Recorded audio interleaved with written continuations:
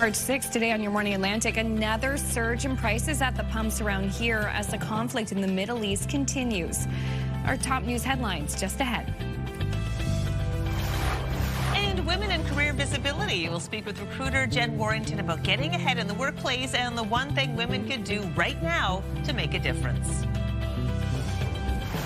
Plus, the fake matchmaker. We'll chat with the best-selling author Sonia Singh about her new romance novel. All that and more coming up on the Friday edition of CTV's Your Morning Atlantic.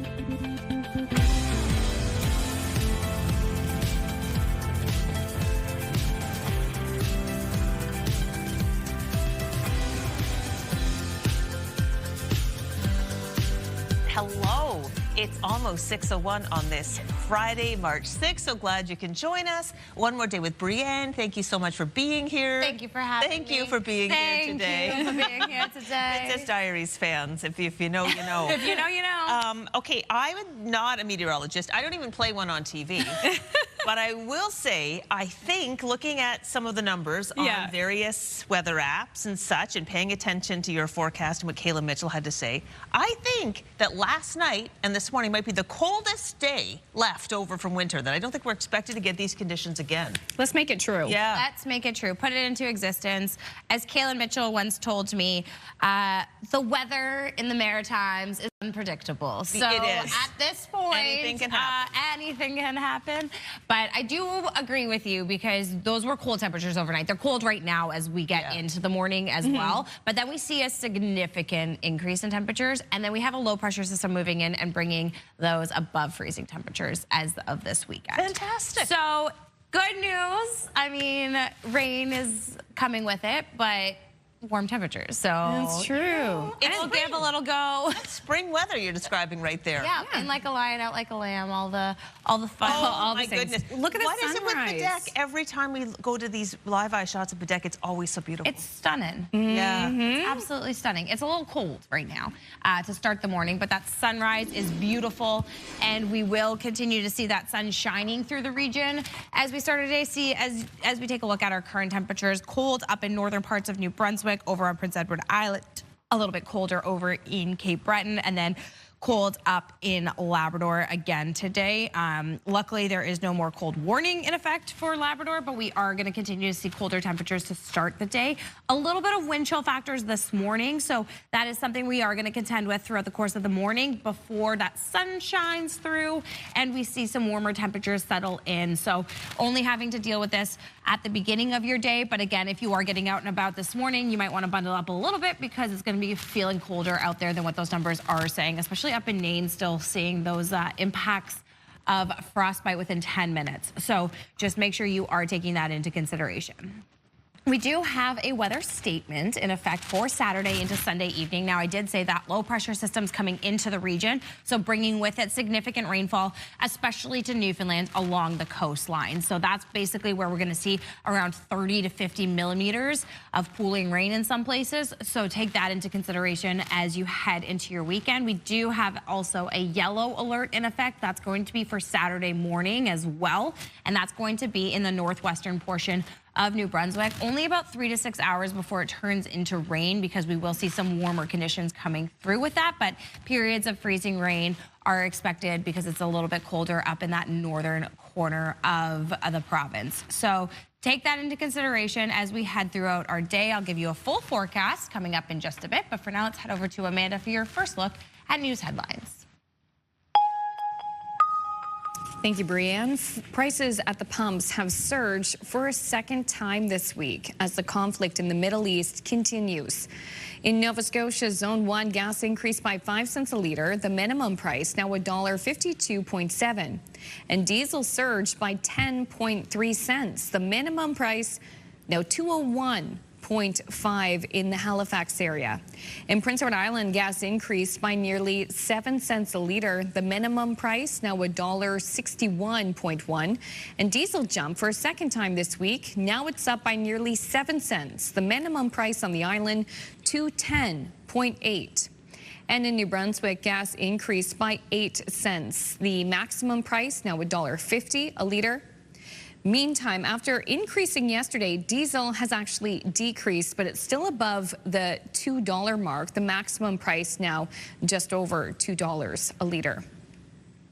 And there are growing concerns the war in the Middle East could soon disrupt shipping at our busy ports.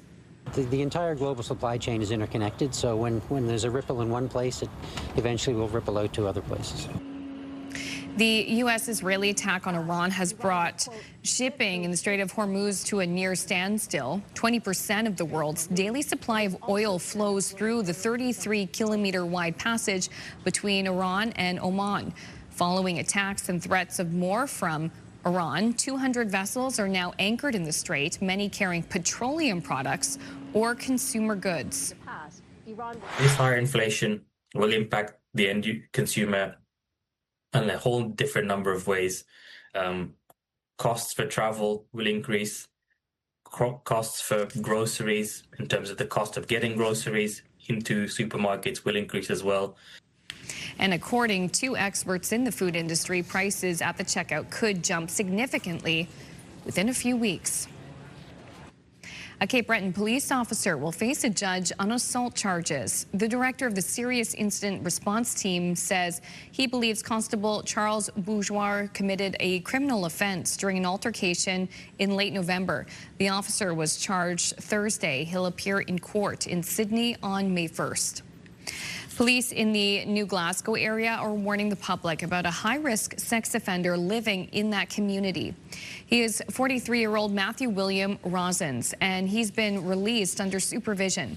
Rosens was serving time for a number of convictions in Barrie, Ontario, including assault, sexual assault, indecent act, trespassing at night, and criminal harassment. He's also been convicted of different offenses in Nova Scotia, and he's facing fresh charges in both that province and New Brunswick. Rosens is prohibited from being anywhere near anyone under the age of 16, including parks, playgrounds, and daycare centers, and he's prohibited from owning guns or ammunition. Police say they'll watch him closely to make sure he complies with the conditions. A Dartmouth man is facing charges after he allegedly shared explicit images with a person he believed was a minor, but who was actually an undercover American police officer. 32-year-old Ryan Richard Lamontagne was arrested Wednesday afternoon. Along with photos and videos, police say Lamontagne was planning to travel to the U.S. to meet the girl. Lamontagne has been in the news before. In the fall of 2019, he was charged with second-degree murder and offering an indignity to human remains after his mother's body was found in the backyard of the housing cooperative where the two lived. He was allegedly discovered trying to bury her. Court documents reveal 65-year-old Linda Lamontagne died a brutal and violent death. A judge later ruled Lamontagne would not be held criminally responsible because of undiagnosed schizophrenia. Environmental groups in the U.S. and this country are sounding the alarm about a U.S. proposal to lift a long-standing speed limit to help protect the North Atlantic right whale. Calling it archaic, the U.S. National Oceanic and Atmospheric Administration announced yesterday it plans to change rules that require large ships to slow down in certain areas to avoid collisions with the animals. Officials insist new technology will help ships avoid the whales.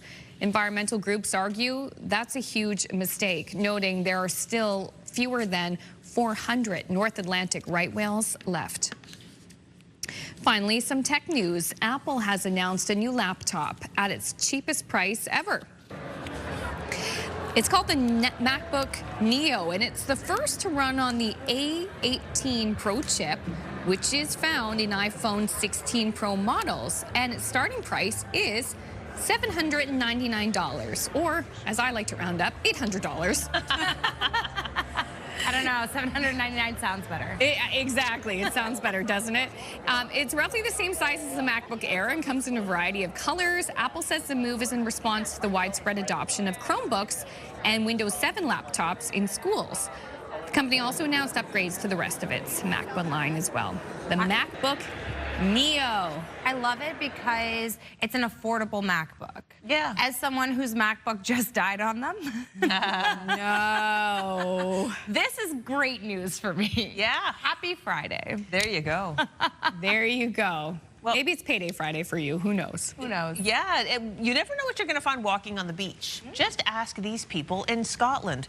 Researchers say a couple spotted unique fossilized footprints in the surf on a Scottish beach. The pair reported the find to regional archaeologists, including a team from the University of Aberdeen. So they designated the situation a genuine archaeological emergency, and they were able to quickly document the scene, cast the footprints. But the crazy thing is they were in the surf, and then they were washed away. Wow. So how the heck were they there?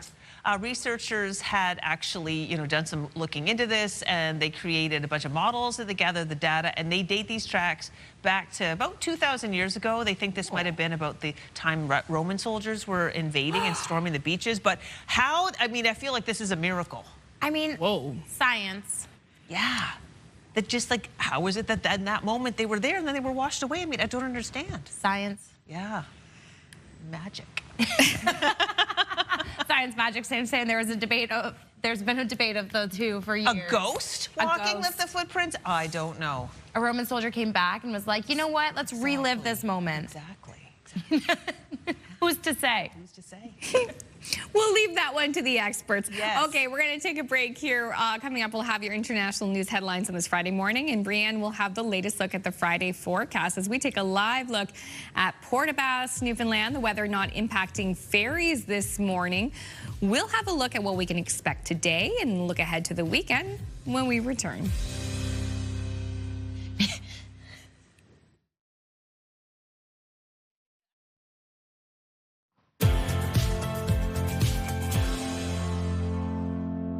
Good morning, Fredericton. 6:14, 6:44 if you are in Newfoundland and parts of Labrador. And it's a quiet morning as we start our day. Not a whole lot of gusting winds to contend with as we start the day. However, we are going to have some wind chill factors in effect, so it's a little bit colder to start the day today. Before we see a warm up, though. So good news coming, just cold again to start the day as we take a look here at current temperatures. Currently -9 in Fredericton. We're looking at -24 up in Edmundston, -23 in Bathurst. Colder up in Newfoundland again as well. A little bit of that Arctic air still hanging around, but we will see increasing sun throughout the day as well as some warmer temperatures. But again, there is going to be those wind chill factors throughout the course of this morning. Now, we do have some weather statements in effect for this weekend. So we do have a special weather statement for the coastline of Newfoundland. Significant rainfall. That's that low pressure system that's coming in from eastern parts of Canada. So we are going to continue to see that, western parts of Canada. We are going to continue to see that pushing in, and that's going to really impact that coastline. Somewhere between 30 and 50 millimeters of rain at times. So that's why that statement is in effect. We also have a yellow alert in effect for parts of northwestern New Brunswick. Now, we are going to see some freezing rain coming into the region. Again, it's colder up in the northern portion of New Brunswick, which is why we're going to see that freezing rain with that low pressure system coming through. So that's going to be about 3 to 6 hours, and that's going to be Saturday morning. So do take that into consideration if you do have to get out and about Saturday. It's going to be a little bit slick out there.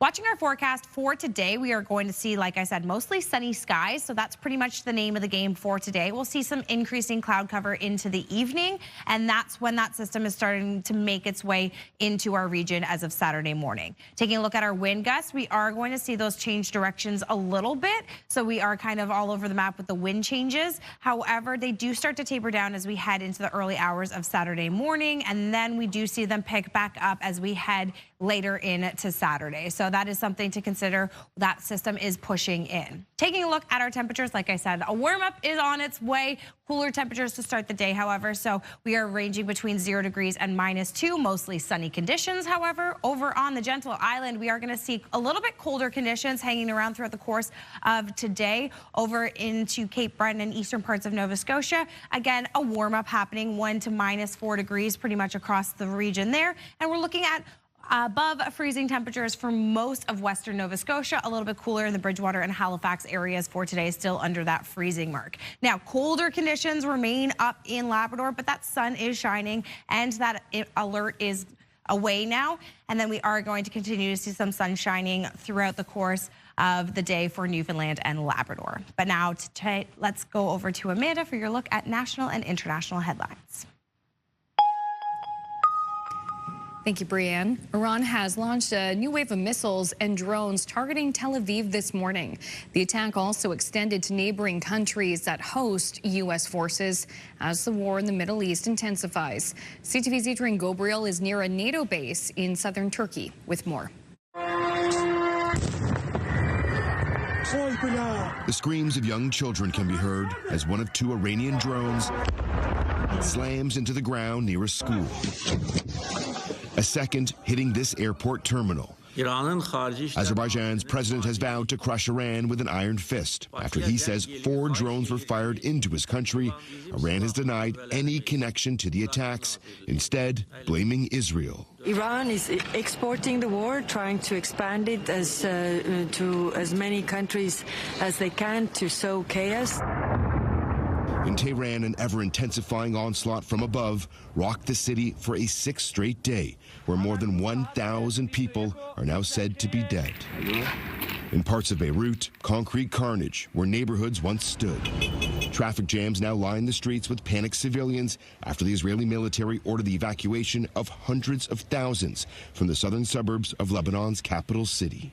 Antidrone, antimissilistica. This all comes as confirmation from Rome today that Italy is sending air defense systems to the Gulf. Spain also announcing it's sending its Christopher Columbus frigate to Cyprus to join a French aircraft carrier and Greek naval ships. Great Britain now has 4 fighter jets en route to Qatar. With each passing day, more NATO members are being drawn in. It's affecting us. It's affecting the entire globe. This is a global conflict. CTV News is currently stationed near the Incirlik Air Force Base in the southern Turkish city of Adana, along the eastern Mediterranean, where Turkish and U.S. NATO air forces have been stationed for decades. Just yesterday off the coast of the NATO base, an Iranian ballistic missile was shot out of the sky by NATO forces as it entered Turkish airspace. While NATO's Secretary General has said the alliance doesn't plan to trigger its Article 5 mutual defense clause over the attempted attack, one former NATO commander says he has little doubt about the aim of that Iranian missile. They're going after that airbase by design. Ballistic missiles are aimed. They know what the flight path is. These Shahed drones are aimed. They know what the flight paths are. This does not happen by mistake. And make no mistake, this is now a conflict forcing the hand of several NATO nations across the globe. The multiple drone strikes on Azerbaijan makes this the 12th country to accuse Iran of firing deadly warheads in their direction since this war began. Adrian Gobriel, CTV News, Adana, Turkey. Thank you, Adrian. Quick break. When we return, we will have your top business headlines on this Friday morning and your must-see moment from TSN. We will be right back. Please stay with us.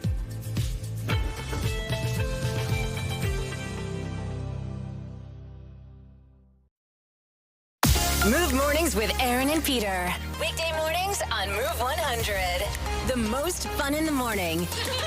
And home of the $1,000 minute.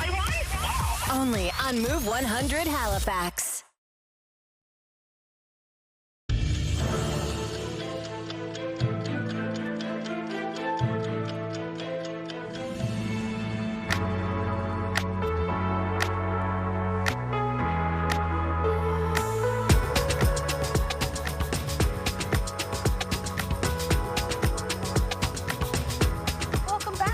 Friday, it's almost 6:24 a.m. and it is time to check in with the friends at TSN Sports Center for today's must-see moment.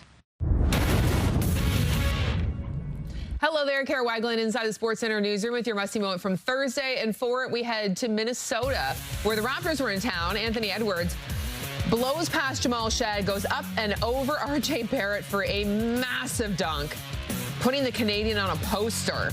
This is an unbelievable dunk and a huge stare down afterwards. He's letting Barrett know what he just did. Ant-Man has your must-see moment from Thursday. And today on TSN, the trade deadline finally here. Who will be on the move? Trade Center's coverage gets underway at 8 a.m. Eastern time. That's all for now from Sports Center. Have a great day.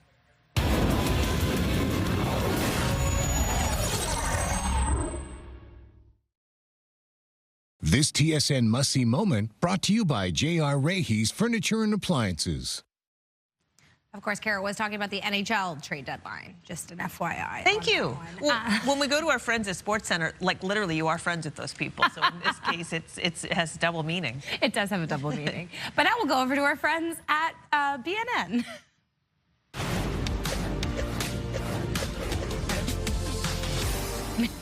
Bloomberg is reporting that Oracle plans to cut thousands of jobs. The company faces a cash crunch in part because of how much it's spending to build data centers. Oracle is an IT company that has over 160,000 employees around the world. The company isn't commenting on the report. Here are the closing numbers for the day. The Canadian dollar is down to 73.16. West Texas Intermediate is up close to $5 at 79.43. Western Canadian Select is down to 60.39. And the TSX lost another 332 points today. Those are your business headlines. I'm Marella Fernandez. Well, as we take a look here at our 3-day forecast for New Brunswick, again, like I said, a warm-up going to be seen throughout the region. We see a little bit cooler temperatures overnight, but that sun is going to make things feel a little bit warmer.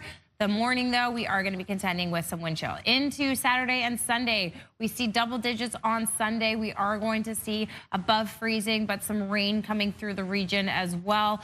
Some freezing rain up in northern parts of New Brunswick for Saturday as well. Over in Nova Scotia, again, a warm-up happening. We are going to see that sun coming through, and then into Saturday, this low-pressure system bringing those above freezing temperatures, as well as some scattered showers in the afternoon and the evening. Those are going to continue into the early hours of Sunday. Over on Prince Edward Island, much of the same, a little bit colder of a day on PEI. However, as we head into Saturday, we will see those warmer temperatures settling in, and again, those chance of showers.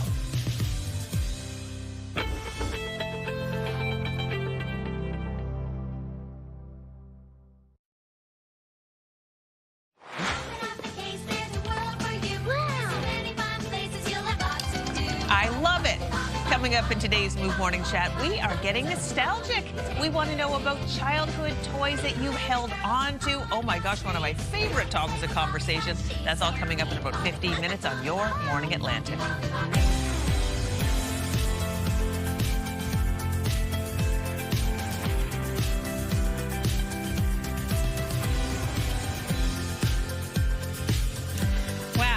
That takes you back sometimes, seeing the old Polly Pocket, the old commercials. I have to say, I put on Netflix yesterday, and then one of, you know how they give you options for comedy, drama, whatever the case may be. It had millennial nostalgia. Oh my goodness. Ooh. Yeah, I know, but it's weird to say nostalgia. We're getting older. It feels like those things don't seem like they're that long ago. No, they don't. No, they don't. I can't wait to have this conversation. Our viewers are going to have some great stuff to share with us. I know. I'm very much a kid still at heart. I love kids stuff. And so I have held on to a lot of precious toys. And I've kept a lot of precious toys for my own kids because I know one day they'll appreciate it. That's so cool. I know the ones you collect. Yeah, the Fisher-Price Little People. It's the Little People. A whole gigantic collection of that. Okay. Which we'll delve into a bit. But, yeah, I guess the control room's saying, please move on. I don't know why, but I guess we do need to do that. Yes, yes, we do. As we take a look here at Confederation Bridge, one of my favorite things to do is traffic's busy this morning. Drive across this bridge. It's really neat. It's so fascinating to me. It's really fascinating. Anyway, probably showed the curve. I liked that shot. It's cold though right now to start the day. Obviously minus 20 in Charlottetown right now.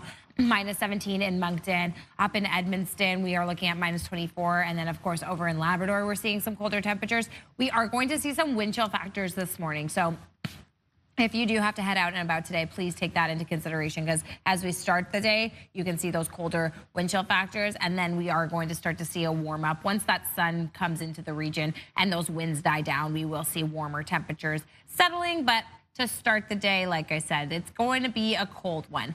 Now, we do have a couple of weather statements in effect for this weekend. So we do have a significant rainfall statement for the coastline in Newfoundland. We are seeing a low pressure system move in, so that's going to be impacting into western Newfoundland, the Burn Peninsula, as well as the southern Avalon Peninsula. So just make sure you do take that into consideration, about 30 to 50 millimeters in some places. So pooling rain will be an issue Saturday evening into Sunday afternoon. We also have a yellow alert weather statement in effect, freezing rain warning coming through our region. Of course, we're seeing those colder temperatures up in northern parts of New Brunswick, so we are going to continue to see some freezing rain with this low pressure system that's moving in. So Saturday morning for about 3 to 6 hours, we are going to see those periods of freezing rain before that turns into regular rain. So just take that into consideration if you do have to head out and about in the early hours on Saturday, that is going to be impacting both your drive as well as walking conditions, and just not great to be out and about in. So take that into consideration. Of course, I will have a full look at the full forecast coming up in just a bit. But for now, let's head over to Amanda for a look at news headlines. Thanks, Brianne. Prices at the pumps have surged for a second time this week as the conflict in the Middle East continues. In Nova Scotia, Zone 1, gas increased by 5 cents a litre. The minimum price now of $1.52.7. And diesel surged by 10.3 cents. The minimum price in Nova Scotia now above the $2 mark. It sits at $2.01.5. In Prince Edward Island, gas increased by nearly 7 cents a litre. The minimum price now $1.61.1. And diesel jumped again for a second time this week. Now it's up by nearly 7 cents. The minimum price $2.10.8 a litre. And in New Brunswick, gas increased by 8 cents. The maximum price now $1.50 a litre. Meantime, after increasing yesterday, diesel in New Brunswick decreased overnight by 15.7 cents. The maximum price now just over $2 a litre. And there are growing concerns the war in the Middle East could soon disrupt shipping at our busy ports. CTV's Jonathan McGuinness has more on that. It's business as usual today at the port of Halifax, but eyes are fixed on the conflict on the other side of the globe. The entire global supply chain is interconnected, so when there's a ripple in one place, it eventually will ripple out to other places. The U.S.-Israeli attack on Iran has brought shipping in the Strait of Hormuz to a near standstill. This really narrow choke point waterway is critical to the global economy. 20% of the world's daily supply of oil flows through the 33-kilometer wide passage between Iran and Oman. Following attacks and threats of more from Iran, 200 vessels are now anchored in the strait, many carrying petroleum products or consumer goods. This higher inflation will impact the end consumer in a whole different number of ways. Costs for travel will increase. Costs for groceries, in terms of the cost of getting groceries into supermarkets, will increase as well. Prices at the checkout could jump significantly within a few weeks, according to Sylvain Charlebois. If diesel goes up 25%, coupled with the increase of the carbon tax on April 1st, because that does still exist, the industrial carbon tax, we're likely going to see food inflation go up by as much as 0.7%. Halifax Port Authority Vice President Paul McIsaac says he's not just watching incoming cargo. Exports could also soon be affected. We connect with 150 countries around the world, so some of the product goes to that region. 500,000 containers a year pass through the port of Halifax. Officials here say they're ready and able to increase the amount of cargo the port handles should the need present itself. Jonathan McGuinness, CTV News, Halifax. Thank you, Jonathan. Finally, as the temperatures continue to fluctuate, emergency officials, they're warning people to be extra cautious when traveling along frozen waterways, which are beginning to soften. We've been fortunate this year that we haven't had any ice rescue calls. You got to be careful on that. And we try to impress upon people to test the ice before you go on it, especially this time of year. Good advice there. The freeze thaw, it's also produced pothole problems right around the region. In St. John, well, we're looking at the ice fishing shacks right now. They're driving around the city. It's becoming really a bumpy commute, despite the fact that the city's already repaired around 750 road blemishes since the new year. That's just since the start of 2026. Beginning Monday in the southern half of New Brunswick, spring weight restrictions on trucks actually come into effect, which officials hope will help with the pothole problems. But we've been seeing that around the region with the freeze thaw.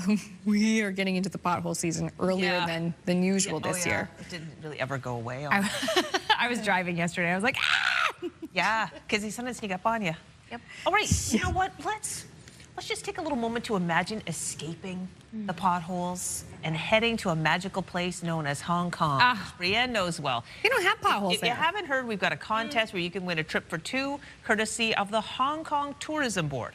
So the prize includes round-trip flights on Cathay Pacific, 4 luxurious nights at the Park Lane, Hong Kong, $1,000 spending money, and a 3-day pass granting access to more than 20 amazing attractions. Now, Brienne actually lived here for a spell. There are all the details. You can simply go to that QR code to get right to the contest site or at ctvatlantic.ca. Look at the top. The bar is there. Click on it. Enter to win. Brienne, what are you going to promote today? Today will be the night markets. The night markets? Yes, the night markets are fantastic.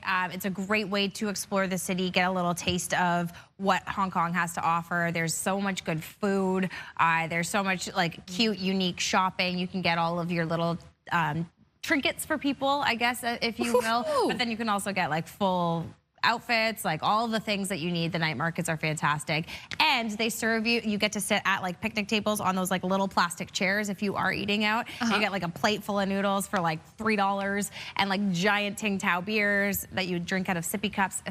I love that beer. It's the best. Best served ice cold. Yeah, anyway, And so you're $1,000 if you do win the contest, just like throw in a little extra so that you can bring Brienne along as your personal tour guide. Personal tour guide. That is true. That's true. Okay, good luck to you. Still ahead, we're going to have your entertainment headlines on this Friday morning. But coming up next, join us for the Move Morning Chat. Remember the moon shoes? Okay, do you have a pair hanging around your closet or any toys from your childhood? We're going to have that conversation coming up next in the Move Morning Chat.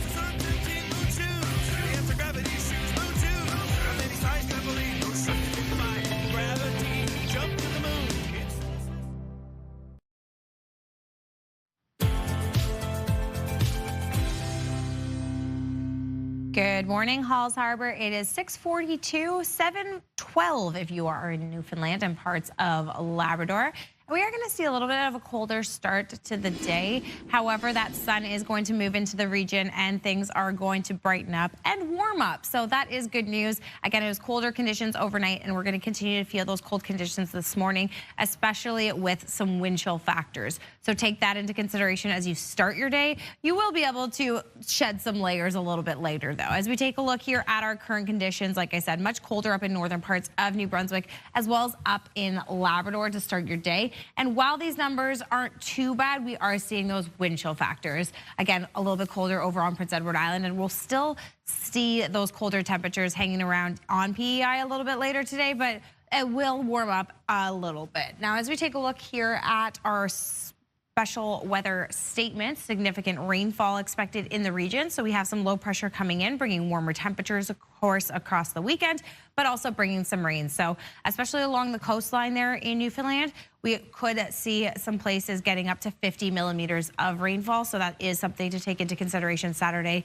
into Sunday. Now, we also have a yellow level alert for northwestern New Brunswick. So we are going to see periods of freezing rain Saturday morning for about 3 to 6 hours before that changes into just regular rain. Of course, a little bit colder up in that area. So that's why we're seeing some freezing rain coming through with this system.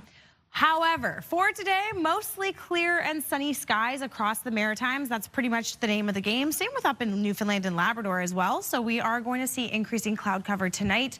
And then into tomorrow, we're going to see that cloudy conditions as well as a little bit of that rain coming through. For today, though, as we can see, we're ranging from 0 degrees to -2 across New Brunswick. So a significant warm up will be happening. Wind chill factors this morning, however, a little bit cooler on the Gentle Island, but we will continue to see some of that sun shining through. Temperatures ranging from 1 degrees to -4 in eastern parts of Nova Scotia and Cape Breton. And then we are going to see a little bit more of that warm up continuing through the western portion of Nova Scotia, a little bit cooler along the coastline there in Halifax and Bridgewater. Now, as we head over to Newfoundland and Labrador, sun is shining through. However, we are going to see some cooler temperatures. A little bit warmer, though, in the parts of Newfoundland. Again, there is going to be some rain coming through your way, though. For now, we want to know if you still hold on to any specific toys. It's time for the Move Morning Chat.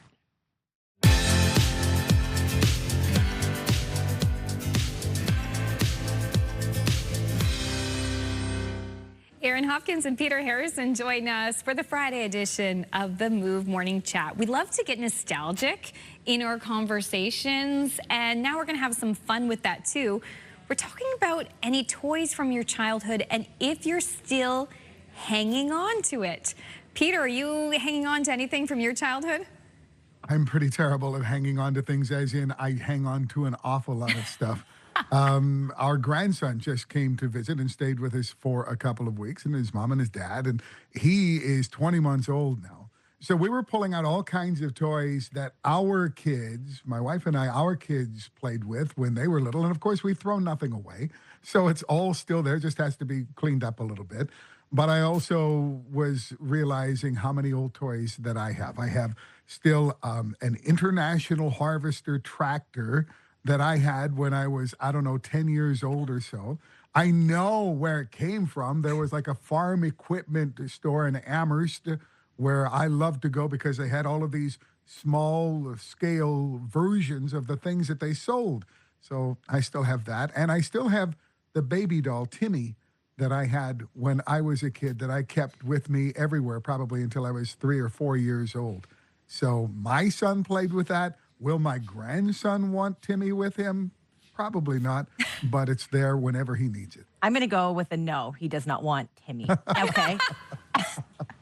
I am literally the opposite of Peter. I hang on to absolutely nothing. I don't have anything, no toys from my childhood, but I wanted to mention something that I saw being sold again from the 90s, because I bet you two remember moon shoes. Oh, yeah. They were like the big plastic platforms, and you'd strap your feet in, and kind of dangerous. Like, I remember kids hurting themselves on them. Anyway, all to say, I wish I kept those because I love them, but I just saw them being sold again on one of those websites. You can make an online order and it's at your door the next day. You know what I'm talking about? $147 for moon shoes in 2026. These were like $20 in the 90s. Yeah. Anyways, I wish I held on to them. I might have to reorder some of these just for nostalgic purposes. Just careful on them, okay, Aaron? Yeah. Watch the ankle. Yeah, literally. I have two. I played with 2 toys my whole entire life, and only 2 toys, and it was Polly Pockets, the OG ones that were like the actual like small ones that actually fit in your pocket. And Barbies. And so God bless my parents, because I have moved across this country and they keep being like, hey, do you want any of your old stuff? And I'm like, no, just hold on to them for me. Just hold on to them for me. So my Barbies and my Polly Pockets are in my parents' basement, but my niece, who lives in Ottawa, goes over and plays with them all the time. So they're being used at least, you know? Nice.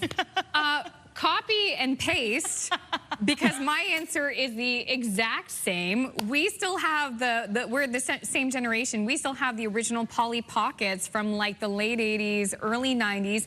My parents still have them in their home.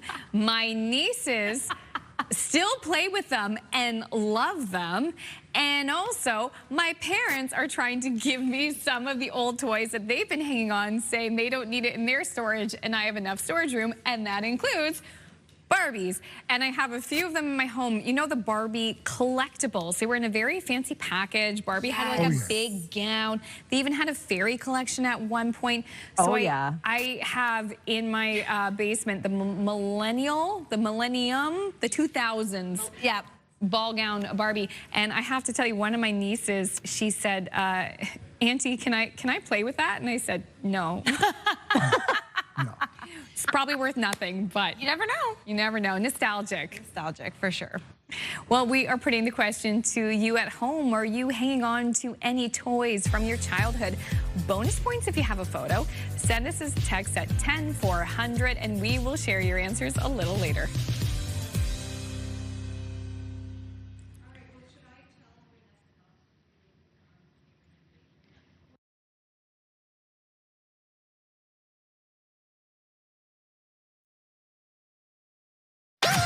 The #1 morning show in Halifax. Turk, Megan, and Amateur Alex. And home to the biggest artists. Halifax's #1 hit music station. 101.3 Virgin Radio.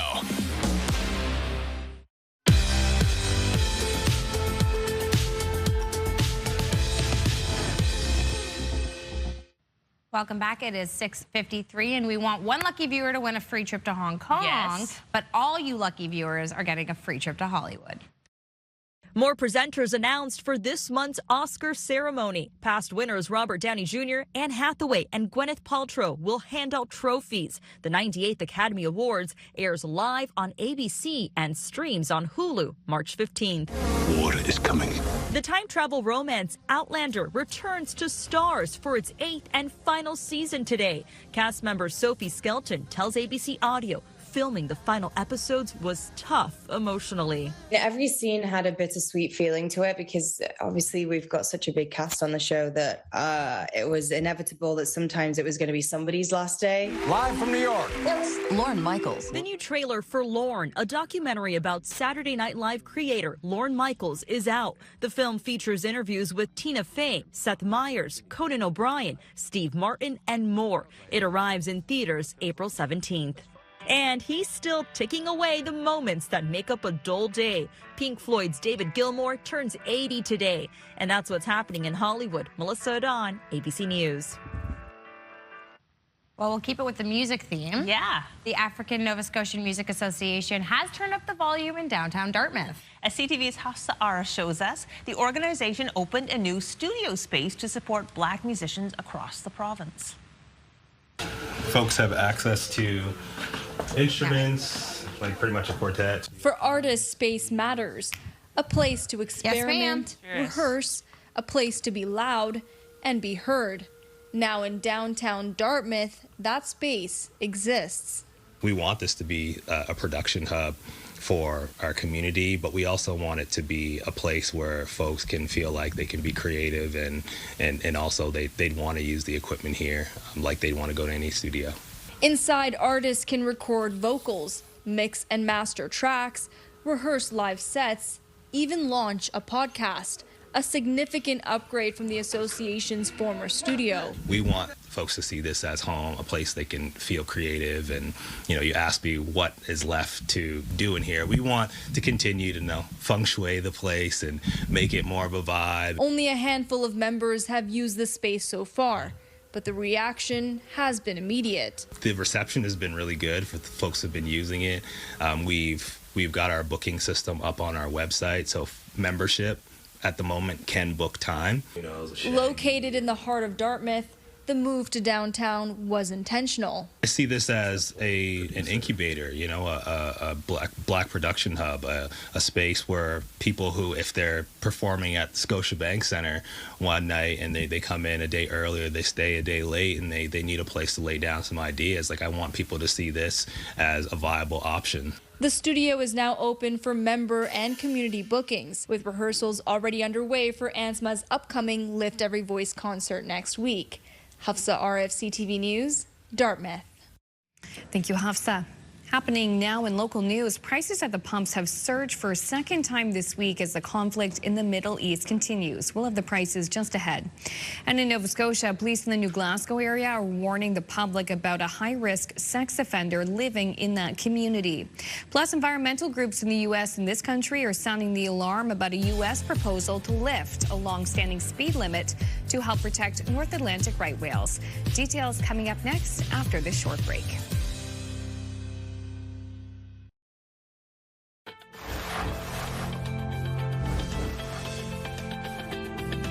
It's Friday, March 6th. Today on Your Morning Atlantic, another surge in prices at the pumps around here as the conflict in the Middle East continues. Our top news headlines just ahead. And women in the workplace, visibility ahead of work. We're talking with visibility ahead of International Women's Day. We'll chat with a career strategy consultant about the mistakes some of us might be making and get tips on improving our prospects. Those stories and more coming up in this half hour of Your Morning Atlantic.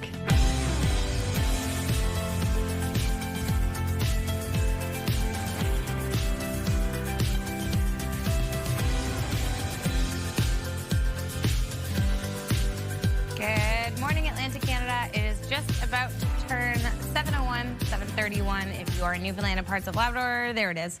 Yeah, Thanks for joining us. It's Friday. We made it. We did. We did. And we're already receiving text messages from you for the Move Morning Chat. 10400 is the number. We check it throughout the show. We're talking about toys that you still have from your childhood. Kim from Dartmouth, she's got about 500 or more cassettes from Columbia House back in the day. Love it. No, I just laugh because back, remember, for a penny, and then they keep sending them to you and sending to you, so I'm not surprised. Oh, is that how it worked out? There you go. Lindsay, Cabbage Patch Kids. Remember how hard it was to get that? Yep. You got to keep that for life. VHSs from the 80s. And another person also texting us as well saying, I don't know if it counts, but I have a bunch of Lego. Yeah, that certainly counts. Lego totally counts. Lego counts. I hope those VHSs are Disney movies, because those are also in my parents' basement. Oh, yeah. Especially, they had like the really soft cassette covering. Remember that? It was almost pillowy. Yep. Oh, yeah. Yeah, you could, and it was a... Totally. We still have like so many VHS because we still use that at our cottage. I love that. It's so fun. They last forever. Yes. Oh my gosh. Well, if you are trying to go to a cottage, it's going to be a little rainy this weekend. Yeah. I'm coming to the cottage. If you are going to the cottage, it's going to be raining. As we take a look here at St. John, a little bit of cloud cover this morning. We're going to see things lighten up a little bit later today. Some sun coming into our region, but it's a cold start to the day, so take that into consideration as you're heading out and about. Wind chill factors are going to be impacting throughout the course of this morning before they warm up a little bit later into the day. So as we take a look here at those wind chill factors, we can start to see as of 8 o'clock, they're starting to warm up a little bit. But again, as you start your day, it is going to be a little bit colder out there. So just make sure you are dressing appropriately. You can peel those layers off a little bit later into the day.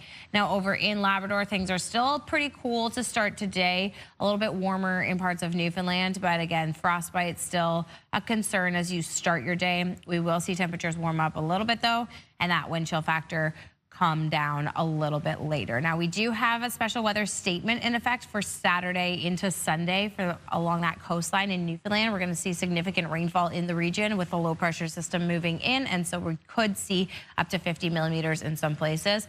Take that into consideration. And then we also have a yellow alert statement in effect issued by Environment Canada for northwestern New Brunswick. So freezing rain Saturday morning for about 3 to 6 hours is what that is calling for. So just take consideration and precautions where necessary. That will turn into rain a little bit later into the day because we will see a warm up of temperatures, but that is how the Saturday morning is going to start. Of course, I'll have a full look at that forecast coming up in just a bit, but for now, let's head over to Amanda. Thanks, Brienne. Prices at the pumps have increased for a second time this week as the conflict in the Middle East continues. In Nova Scotia Zone 1, gas increased by 5 cents a litre. The minimum price now $1.52.7. Diesel surged by 10.3 cents. The minimum price now $2.01.5. In Prince Edward Island, gas increased by nearly 7 cents a litre. The minimum price now $1.61.1, and diesel also jumping for a second time this week. Now it's up by nearly 7 cents. The minimum price $2.10.8. And in New Brunswick, gas increased by 8 cents. The maximum price $1.50 a litre. Meantime, after increasing yesterday, diesel actually decreased by 15.7 cents. The maximum price now just over $2 a litre. And there are also growing concerns the war in the Middle East could soon disrupt shipping at our ports. The entire global supply chain is interconnected, so when there's a ripple in one place, it eventually will ripple out to other places. The U.S.-Israeli attack on Iran has brought shipping in the Strait of Hormuz to a near standstill. 20% of the world's daily supply of oil flows through the 33-kilometer-wide passage between Iran and Oman. Following attacks and threats of more from Iran, 200 vessels are now anchored in the strait, many carrying petroleum products or consumer goods. This higher inflation will impact the end consumer in a whole different number of ways. Costs for travel will increase. Costs for groceries, in terms of the cost of getting groceries into supermarkets, will increase as well. And according to experts in the food industry, prices at the checkout could jump significantly within a few weeks. A Cape Breton police officer will face a judge on assault charges. The director of the Serious Incident Response Team says he believes Constable Charles Bourgeois committed a criminal offense during an altercation in late November. The officer was charged Thursday. He'll appear in court in Sydney on May 1st. Police in the New Glasgow area warning the public about a high-risk sex offender living in that community. He is 43-year-old Matthew William Rosens, and he's been released under supervision. Rosens was serving time for a number of convictions in Barrie, Ontario, including assault, sexual assault, indecent act, trespassing at night, and criminal harassment. He's also been convicted of different offenses in Nova Scotia, and he's facing fresh charges in both that province and New Brunswick. Rosens is prohibited from being anywhere near anyone under the age of 16, including parks, playgrounds, and daycare centers, and he's prohibited from owning guns or ammunition. Police say they'll watch him closely to make sure he complies with the conditions. A Dartmouth man is facing charges after he allegedly shared explicit images with a person he believed was a minor, but who was actually an undercover American police officer. 32-year-old Ryan Richard Lamontagne was arrested Wednesday afternoon. Along with photos and videos, police say Lamontagne was planning to travel to the U.S. to meet the girl. Lamontagne has been in the news before. In the fall of 2019, he was charged with second-degree murder and offering an indignity to human remains after his mother's body was found in the backyard of the housing cooperative where the two lived. He was allegedly discovered trying to bury her. Court documents revealed 65-year-old Linda Lamontagne died a brutal and violent death. A judge later ruled Lamontagne would not be held criminally responsible because of undiagnosed schizophrenia. Environmental groups in the U.S. and Canada are sounding the alarm about a U.S. proposal to lift a long-standing speed limit to help protect the North Atlantic right whale. Calling it archaic, the U.S. National Oceanic and Atmospheric Administration announced yesterday it plans to change rules that require large ships to slow down in certain areas to avoid collisions with the animals. Officials insist new technology will help ships avoid the whales. But environmental groups argue it's a huge mistake, noting there are fewer than 400 North Atlantic right whales left. Today, Harry Styles is giving you permission to kiss all the time and disco occasionally. Take no prisoners for me. I'm told you're elevating drink. This is a music video for Aperture. It's the lead single of Styles' new album titled Kiss All the Time, Disco Occasionally, which is now released today. The former One Direction star will take the new tracks on a limited tour beginning in May. No Canadian dates have been announced, so if you want to see Harry Styles, you'll have to travel to see him. We know a few different people in the newsroom who are celebrating Harry Styles today and also have tickets to go see him on his tour as well. Very exciting. Yeah, there you go. We'll get the review in from our co-workers a little later on how the album's sounding. No, I do admire Harry Styles' style. Is the kiss all the time like the rock band Kiss and the disco occasionally, or is it all the time? Or is it meant to be a play on words? I'm leaning on the latter. Okay. Yeah, probably the smoochy. I think it's a play on words. Oh, maybe the secret is in the album. Yeah, exactly. You'll have to listen to find out. Well, let's move from music to photography. We love when you send us photos by email or text. It's been a while since we've shown some, so here's some early signs of spring from a loyal viewer. Mike Chambers sent in these, and they're showing the shores of the Northwest Arm in Halifax. You can see the Dingle Tower in the distance. The sun looks like it has some late winter heat in it, and a sign that spring is on the horizon. Mike, chef's kiss. These are gorgeous. Oh, great Kiss all the time. shot. Kiss all the time. But disco occasionally. Rock and roll all night, party every day. That's the other kind of kiss. That's it, yeah, the other one. That is the other one. Okay, still ahead, we'll have a look at your international news headlines, but first, Brianne has the latest look at the Friday forecast. From Halifax to Moncton, a bit of a gray start to the day there on Main Street, but clear conditions. The forecast coming right up.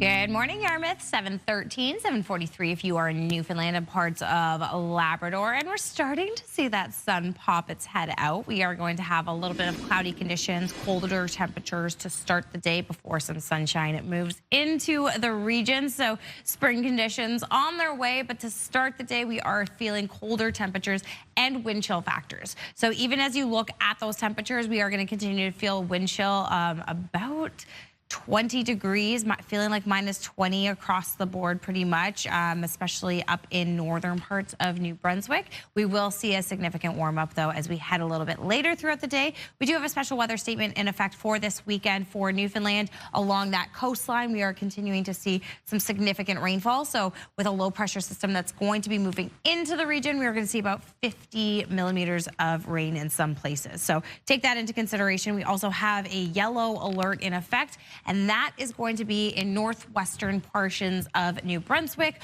Some periods of freezing rain Saturday morning for about 3 to 6 hours before that turns into regular rain. So take that into consideration as you start your day and you head into the weekend.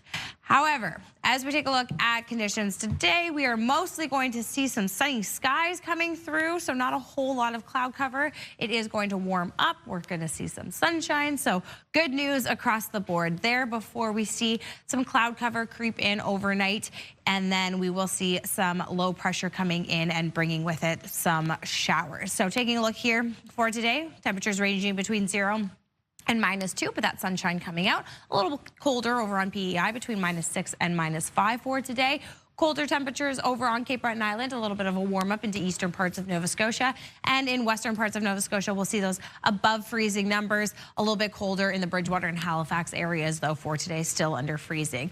Up in Labrador, we're going to see colder temperatures hanging around for today, but that sun is shining through, and a little bit of a warm up into Newfoundland. So this low pressure system will be coming in as of Saturday morning, really impacting into New Brunswick on Saturday before it makes its way into the rest of the Maritime. So about Saturday afternoon, evening is when we're going to start seeing it into Nova Scotia. We will see it in the afternoon over in Prince Edward Island, and then into Sunday, that's when we're going to see the majority of that rain sticking around for the majority of Sunday. So that is what you can expect with this low pressure system. It is a fast moving low pressure system, and it is bringing warmer temperatures, but there's also going to be some rainfall. Now let's head over to Amanda. Thanks, Brianne. Now to international news. We'll know more about Canada's possible military involvement in the Middle East today. Canada's top soldier is set to make recommendations to government after holding meetings to discuss helping Persian Gulf states defend themselves against bombing from Iran. CTV's Judy Trin has more. As the war expands, defense chiefs in Canada and Europe are discussing how to help defend nations in the Persian Gulf being bombed by Iran. There might be a requirement from the Gulf states to add to their defense. So this is the conversation that we need to have. This after the Prime Minister said Canada would not participate in the U.S.-led Operation Epic Fury. But he did not rule out military force. One can never categorically rule out participation. We will stand by our allies. Currently, the Canadian Armed Forces has about 200 members in the Middle East, while more than 2,000 Canadians in the region have asked Global Affairs for help escaping the war zone. But the operations commander says the federal government has not asked the military to assist with evacuations yet. We are in the process of deploying 6 people as liaison officers to make sure that we're prepared should such a request come in, but we do not have any such request yet, nor have we moved major assets like ships or airplanes. In Canada, there is support for toppling the Iranian regime, but both the U.S. and Israel began bombing without engaging the United Nations or its allies. Conservatives are calling for a debate in the House of Commons. It should be up to Parliament itself to say yay or nay on whether or not we're ever going to be deploying our troops into a conflict. Chief of Defense Staff Jenny Carignan says that after her meeting with the European generals, the goal is to come up with a list of what the Canadian forces can do, along with its allies, to protect the people of the Gulf nations. CTV's Judy Trinh reporting in Ottawa. U.S. President Donald Trump says his government is taking action after Canadian and U.S. stocks plunged Thursday after oil prices spiked to the highest level since 2024. Yesterday, my administration announced decisive action to help keep down the oil prices, including offering political risk insurance for tankers transiting into the Gulf, as you know, pretty dangerous territory. Further action to reduce pressure on oil is imminent.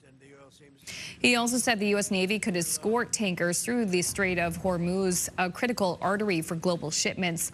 Trump added that he believed oil had, quote, stabilized on a day when prices crossed $80 a barrel, raising concerns a long drawn-out war in Iran could drag down the global economy. Still ahead, we'll have your local news headlines, but coming up after the break, we'll be talking about celebrating International Women's Day. That conversation coming up with Crystal right after this. Please stay with us.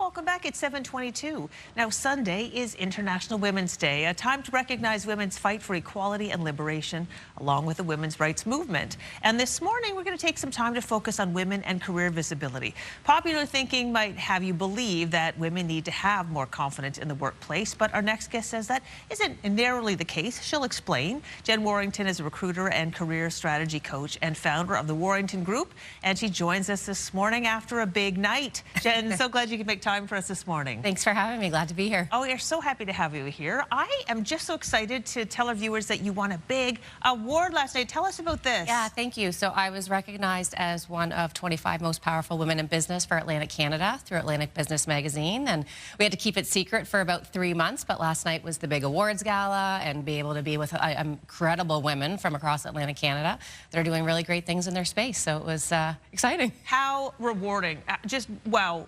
Yeah. Just that's exciting. How I've been feeling. We're excited to get to spill the beans this morning. So I guess that most powerful women, the word power, what does that mean to you? Well, I mean, you think so broadly, but really for me, it's been about impact. And after being with all of these incredible women last night, and there was a panel breakfast yesterday morning, really talking about the impact that we can have in terms of, they say if you can't sit at a table, build a table. But we're also saying we still need seats at those tables, and how do we create opportunity? So I think for me, it is really about the impact of, how can we continue to educate and provide our knowledge and our expertise for other women so that they can create those opportunities. And that's what your business is all about, is empowering women, giving them the tools they need to be able to advance their careers. We hear a lot about confidence. Right. Obviously, we need confidence in the workplace, but you have a kind of a bit of a different spin on it. Yeah. What's your thought on confidence? Yeah, I think we have it. I mean, I think women know what they're good at, and I think that women we shrink back a little bit for whatever the reason, whether it's societal pressures or things that we're taught. But what I really think women need to do is just try to find ways to be more visible and say, like, I'm here and I know this and I want to bring this to the forefront. So I think we have the confidence. I think we tuck it away, but being visible inside of that really can help. Any tips on how people can be more visible? It's one thing to say it, but to do it can feel very scary. And it still is scary. Like, I feel that way a lot of the times too, so I can completely appreciate that. I think for me, and I've talked about it a lot, is finding something that you know that you're good at and then being able to articulate it. So if you did something really well on a project at work, be confident in your ability to be able to talk about that and share that and think about, like, we're always doing things that we are really good at, but I think because it comes naturally to a lot of us, we don't assume that it might be a struggle for someone else to do that, and that's our innate ability. So I think, just identifying what did you do great in the last 6 months or 12 months in your career, and how can you start talking about that? Okay, how do you talk about it? Just say, I'm so great. Like, how do you do that? Yeah, you start that. Like, imposter syndrome is a huge thing, right? So it's very hard to start to have those conversations. But I think, have a mentor or a peer or someone that can help you. Again, it's taking those baby steps to, like, raise your hand in a meeting or to say, hey, I want to volunteer for this project that we might be working on. And I think that it's really important to be able to, again, it's hard to take the first step, it really is. But knowing that there's a lot of people on the other side waiting for you to come forward with that. And it's once you take the little baby step. It becomes a lot easier. For sure. Okay, we've got a little less than a minute left, Jen. Any advice you want to give women today about steps they can take, or maybe give them something practical they can do starting today, maybe move themselves forward? Absolutely. I think I would say, one, like stop assuming that everyone's going to recognize the work that you've done and really start to try to find your voice. And I think, again, we're stronger in numbers, right? So find a mentor, find a peer, someone that you can start to talk about, here's what my journey has been, here's what I've been trying to do, and then they'll be able to help you articulate that. When you see it through someone else's eyes, it becomes a little bit easier to talk about for yourself. Well, Jen, thank you so much for this advice, and congratulations. Thank you. Again. All right, we put information about the Warrington Group on our website, and we're going to take a little break. We'll be back in about 2 minutes' time. It's now 7:27. Actually, first we're going to check out our 3-day with another powerful woman, Brianne Foley. Right back at you, Crystal. All right, as we take a look here at our 3-day forecast, we are seeing a warm-up, like I said, for today, a mix of sun and cloud pretty much across the region. We will see cloudier conditions this morning before that sun pops through. Now, into Saturday, we are going to have above freezing temperatures, but that rain is coming through. That's going to hang around for the majority of the day as well as into Sunday. But looking at double digits for the majority of New Brunswick on Sunday. Some freezing rain Saturday morning through northern parts of the province. Now over in Nova Scotia, that warm up continuing, that sun shining through. But again, that rain is going to be impacting not until later into Saturday for Nova Scotia, hanging around into Sunday. And over on Prince Edward Island, a little bit cooler temperatures, but that sun will continue to shine through. We're seeing above freezing temperatures as we head into the weekend, but yes, some rain as well.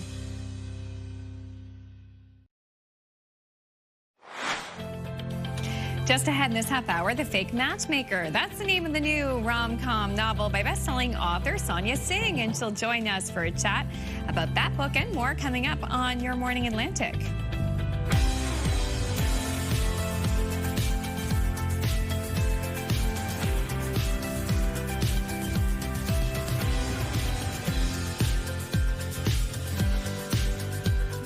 Back. It's 7:32 already. We're just ripping through this show on this Friday. The month of March already off to a flying start. Yes. Hard to believe that this weekend we spring forward with the clock. Time change. Time change. So for most of us, that's going to feel like when we go to bed Saturday night, we're going to set our clocks 1 hour ahead. Now, if you have like a smartphone, it'll probably change on its own. Automatically. But you've got the phone on the microwave and the stove and the car. Yeah, the car. That's always a thing. That's the one that always gets me. Yeah, for sure.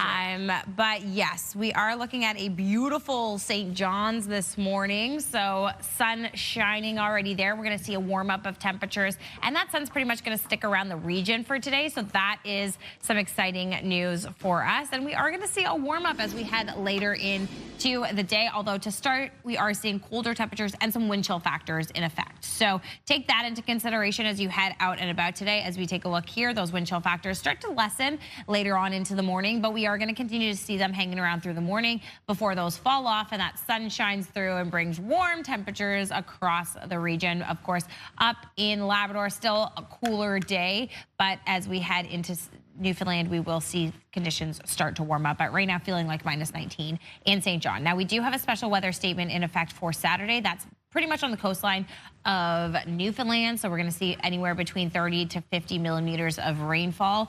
That is something to take into consideration, especially in those low-lying areas. And we also have a yellow level alert in effect by Environment Canada. That's some freezing rain that's coming in Saturday morning, about 3 to 6 hours in the northwestern portion of New Brunswick before it turns into regular rain with that low pressure system coming through. Colder temperatures up in New Brunswick are going to make that freezing rain condition possible. Now, I will have a full look at that forecast coming up in just a bit, but for now, let's head over to Amanda.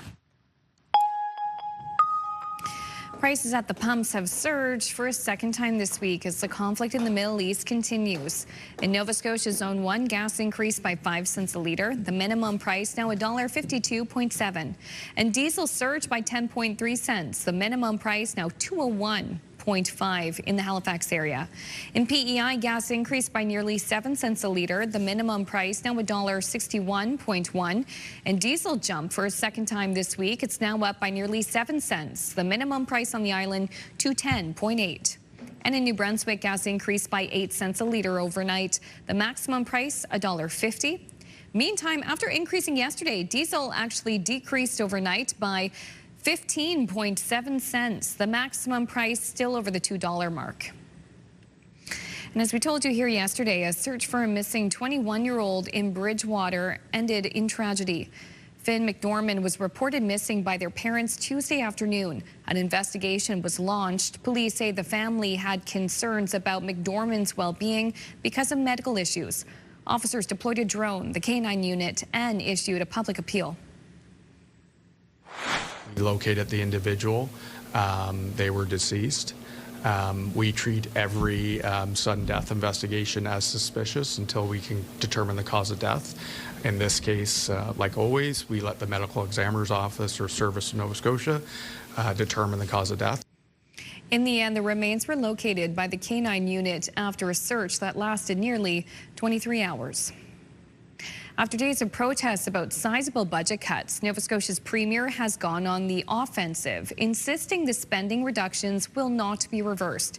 He also accused the opposition leader of organizing a rally demanding higher taxes. CTV's Jesse Thomas has more. Why won't the premier actually defend Nova Scotians? Order. As the speaker called for order, the premier pointed to the $1.2 billion deficit for driving the cuts. Know that families are dealing with challenging times. So is the government. $1.2 billion deficit last year, $1.2 billion deficit this year. It's not sustainable in the long term. We've had to make some decisions. There's been plenty of backlash outside the legislature as well. 2 days of protests this week, including a rally against cuts to the arts and culture sector yesterday that saw hundreds of people fill the street outside the Province House. Today, Houston tabled a document that appeared to be a social media post from an arts group who attended the rally, which opposition leader Claudia Chender liked on Instagram. It has to do with the Raise Your Taxes rally yesterday organized by the NDP and the NDP leaders' support of the raising of taxes. I did not organize the rally. The NDP leader called the premier's claims absurd. The premier is trying to sow division and misinformation. You will see it more and more from him and his ministers as a shield for the trouble they're in and the decisions they made. To Houston's point, the rally did hear a cheer that called on raising the HST back to 15%. Houston cut the HST to 14%, something that saves the average family more than $1,000 per year, said Houston, but resulted in the loss of $260 million in government revenue. Jesse Thomas, CTV News, Halifax. A consultant firm warns unless maritime governments act fast, they will see billions in economic opportunity blow right past them. In a new report, Deloitte says time is running out for the region to take full control of what could result in $100 billion worth of economic growth from offshore wind, hydro, and nuclear energy. When you're thinking about developing the offshore wind industry, well, what does that mean for industries that can use that electricity? What does that mean for the clean fuel sector? What does that mean in terms of transmission, getting those electrons to market through New Brunswick, through Quebec? There are growing calls from all sectors of the energy space in Atlantic Canada for improving regional collaboration. The report notes the energy will have to come from somewhere, with demand in the country expected to double from current numbers by 2050. Finally, International Women's Day is this Sunday, and Barbie is celebrating this year with a new collection. Mattel says the Dream Team lineup honors female pioneers, including tennis legends Serena Williams, needs no introduction, and astronaut Kelly Girardi. Other dolls in the collection represented include race car driver Regina, Sirvent Alvarado from Mexico, soccer player Chloe Kelly from the UK, and German pop artist Helena Fischer. How fitting that Barbie was incorporated into this chat today. Yeah, Well, exactly. Exactly, because if you're just tuning in now, that is the kind of the topic of our Move Morning Chat. We're talking about toys from your childhood that you still hang on to, and for Brianne and I, we still have Barbies from when we were kids. I do have a special shout out here. Yes? Because the UNB Reds women's basketball team have advanced to the semifinals, beating Carleton yesterday. So Amazing. Shout out to Katie Butts, who had a double-double. Yay! Amazing The UNB Reds are very strong across the board athletically right now. Yeah. They're very much a track and field powerhouse. So Yep. There we go. Something's in the water over there. There we go. Something in the water. Okay, so the Move Morning Chat is about toys you're hanging on to. I wanted to show one of my faves. Yes. Okay, here it is. It is this Fisher-Price Airport. And I think we're going to pull it up if we can, if the control will let me. There it is. So I found this video. So it's so cool. It has this little spinny thing. It spins the helicopters thing. The baggage goes around. That's the bridge that'll get you onto the jet. It comes with a little luggage pulley thing, which still airports have that. Yep. They sure do. It has a little fuel thing where you can fuel the jet. I remember that. Oh my God. Because you can literally like take the gas thing and put it in. Yeah. This is so nostalgic. This is a really good toy. I still have this. I've got all the pieces. You want to come over and play with it? I'll pull it out. I just can't. I love it. Sounds good. That's what we're doing this afternoon. Now we know what we're doing later. Open a bottle of Prosecco and play with my toys. What an afternoon. Oh my gosh. Okay, well, coming up next, if you want to know what the afternoon forecast is going to be, Brianna's the forecast plus a conversation. The Fake Matchmaker. It's the latest book by Canadian author Sonia Singh, and we'll speak with her in a few minutes.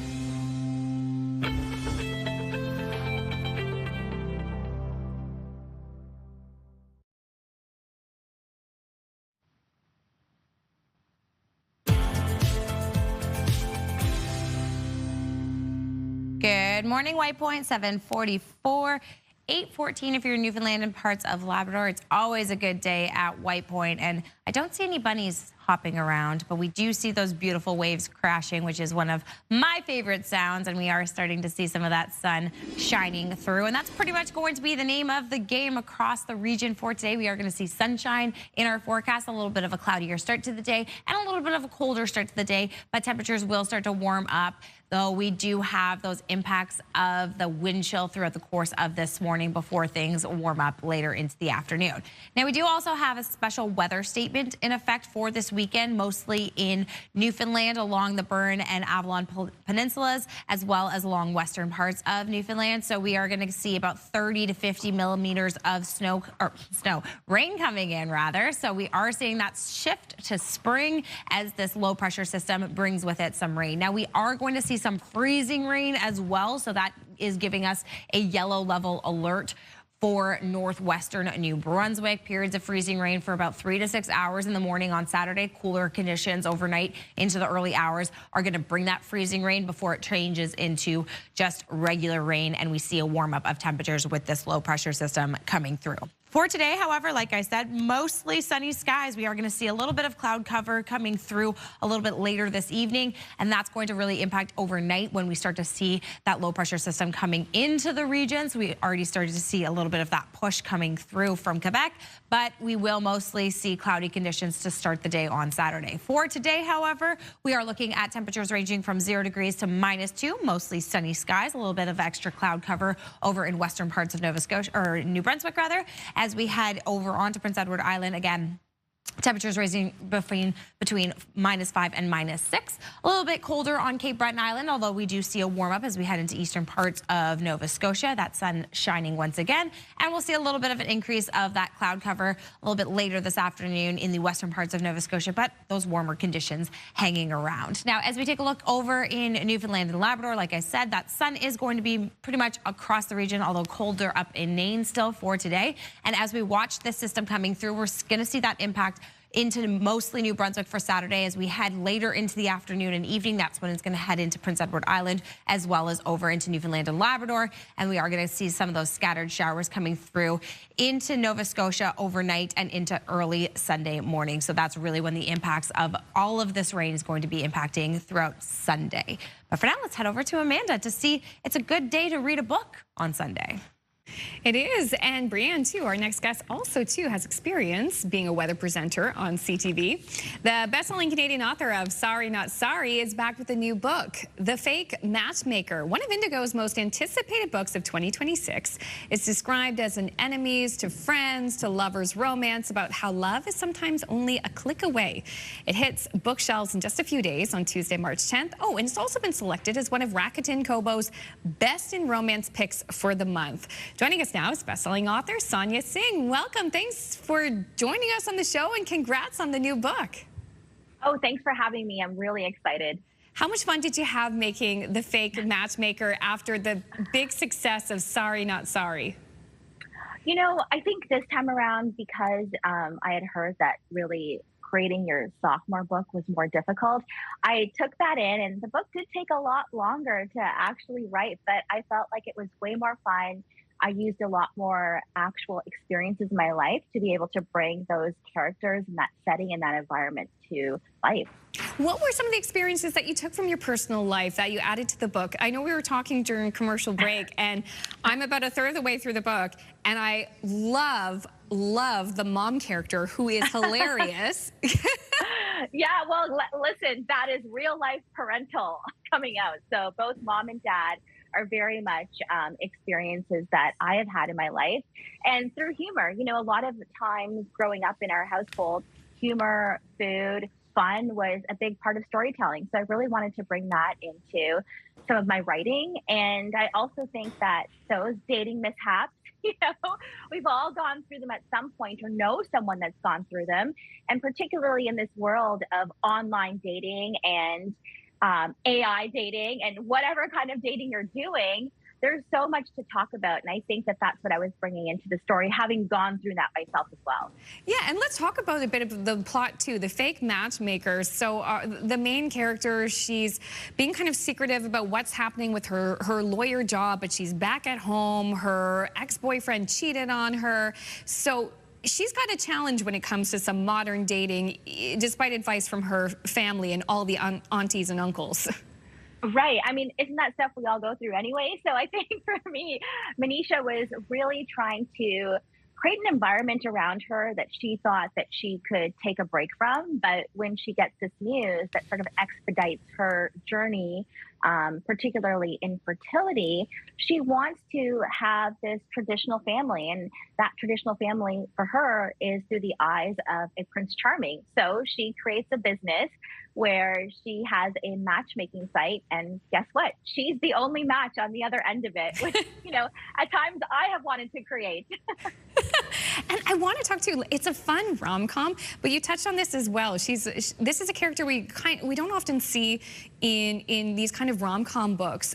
She's a South Asian woman, but she's also a 34-year-old woman, and she has these pressures on herself and from society about, okay, well, you want to have a family, you have to seriously start about thinking about planning, because for women, you're considered geriatric if you're pregnant at 34, 35. Yeah, you know, and I think for me, that was news that I also received at that age as well. And I didn't really know that going in. There weren't enough resources or education. And I know there's a lot more now on social media, but there's also a hefty price tag attached to it. And you may have to go through it numerous times in order for you to freeze your eggs or through IVF. And that's something that Manisha also finds out that she wasn't prepared for financially. Let's talk about, too, the matters about seeing South Asian love stories reflected on mainstream Canadian platforms. Yeah, I love that. You know, that's such a great question, and I'm glad that you're asking it, because I feel like that question maybe would not have been asked a few years ago. And for me, it was really important to break down those doors, to create room for South Asian stories, but in a way that has strong South Asian leads versus telling, you know, really stories that are culturally nuanced in a way that are stereotypical. I never wanted to do that. For me, it was really creating a story that anyone could relate to, but it just happens to be a strong South Asian lead. And she also has a great taste in fashion as well, I can tell in the book. Well, you know, she's got to get it from somewhere. Right? Well, Sonia, congratulations on the book. It hits stores shelves on Tuesday, March 10th. Congratulations. I can't wait to finish it because I'm really enjoying it so far. Oh, I can't wait to hear what you think. I'll send you my thoughts. All right. Now it's over to Crystal this morning for health and medical news. Thank you so much, Amanda. In health and medical news, maternal mortality rates in the U.S. have dropped to their lowest levels in recent years. That's one of the topics in Your Health with Amanda Debison.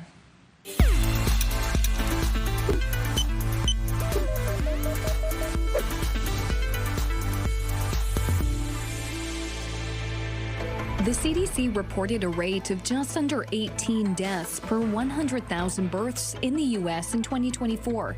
That's the lowest figure since 2018 after a spike during the COVID-19 pandemic. It is also worth noting the CDC report found the Black maternal death rate was more than 3 times that of white and Hispanic women.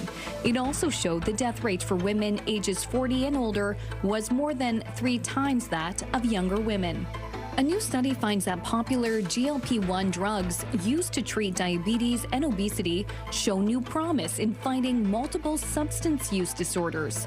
An analysis of electronic health records of more than 600,000 U.S. veterans with diabetes found that users of drugs such as Ozempic and Mounjaro were less likely to develop addictions to substances like alcohol, nicotine, cocaine, and opioids than those treated with another class of drugs.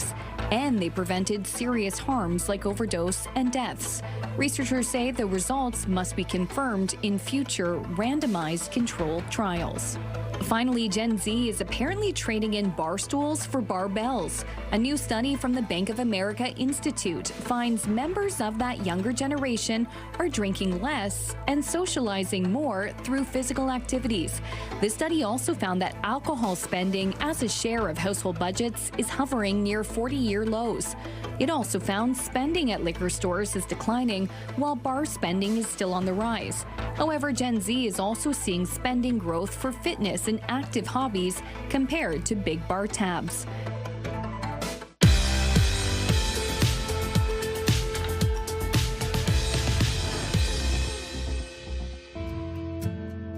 And now we'd like to introduce you to the Maritimers who are marking milestones today. It's a 50th anniversary for Aubrey and Roxanne Young of Brooklyn, Nova Scotia. Beautiful photo. Look at that photo taken 50 years ago. I absolutely love it. Oh, stunning. I love the bouquet, too. Me too. And it's a 50th anniversary for Rena and Marcel LeBlanc of Fredericton. What a handsome couple. Looking great 50 years later. Oh, fantastic. Love the purple. It's also a 50th anniversary for Gail and Bryce Kopp of Westville, Nova Scotia. A little then, a little now with the red background and everything. We love it then and now, and I'm enjoying the cape. I am enjoying the cape so much. Absolutely everything. Yes. Good job, Gail. It's giving. Yeah. And now a happy birthday to Anna Evans of Dartmouth, 104 years young on tomorrow, on Saturday. Happy birthday, Anna. We're wishing you such a great birthday, Anna, and of course to see your milestone again or to find out how to submit one, visit our website by scanning the QR code on your screen, and a reminder that milestones must be received 2 weeks in advance. Taking a look here at our 3-day forecast for New Brunswick. A cold start to today, but we will see temperatures warming up and that sun coming through. A little bit cooler overnight, which is why we're going to see some freezing rain into the region in the northwestern portion of the province on Saturday, but rain for the rest of the region and above freezing temperatures. And then as we head into Sunday, yes, double digits is what you're seeing there. We are going to contend with some rain through the course of the morning before we see some sun increasing throughout the day. Now, over on Nova Scotia, we are continuing to see much of the same. We're going to see that sun shining through today. -4 is your daytime high. Pretty average for the night as well. We're only going down to -5, and then into Saturday, those above freezing numbers, and then some rain will come into the region as the afternoon persists. That's hanging on into Sunday, where we see an average high of 7 degrees. Over on Prince Edward Island, colder temperatures, but that sun is shining for today. As we head over into Saturday, we're going to see those showers start in the early hours of the morning before things clear out on Sunday.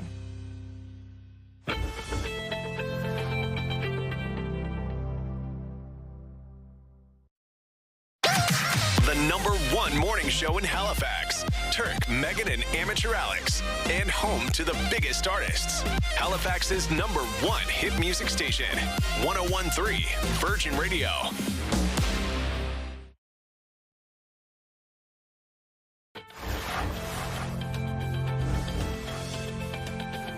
It's Friday, March 6th. Today on Your Morning Atlantic, another surge in prices at the pumps around here as the conflict in the Middle East intensifies. Your top news headlines just ahead. And feel the thunder, maybe even God of Thunder. It's Marvel Night at the Nest on Saturday. And coming off a big win, the Halifax Thunderbirds need to keep the good times rolling. We welcome a couple players into the studio. Brianne's going to have a chat with them in about 15 minutes on Your Morning Atlantic.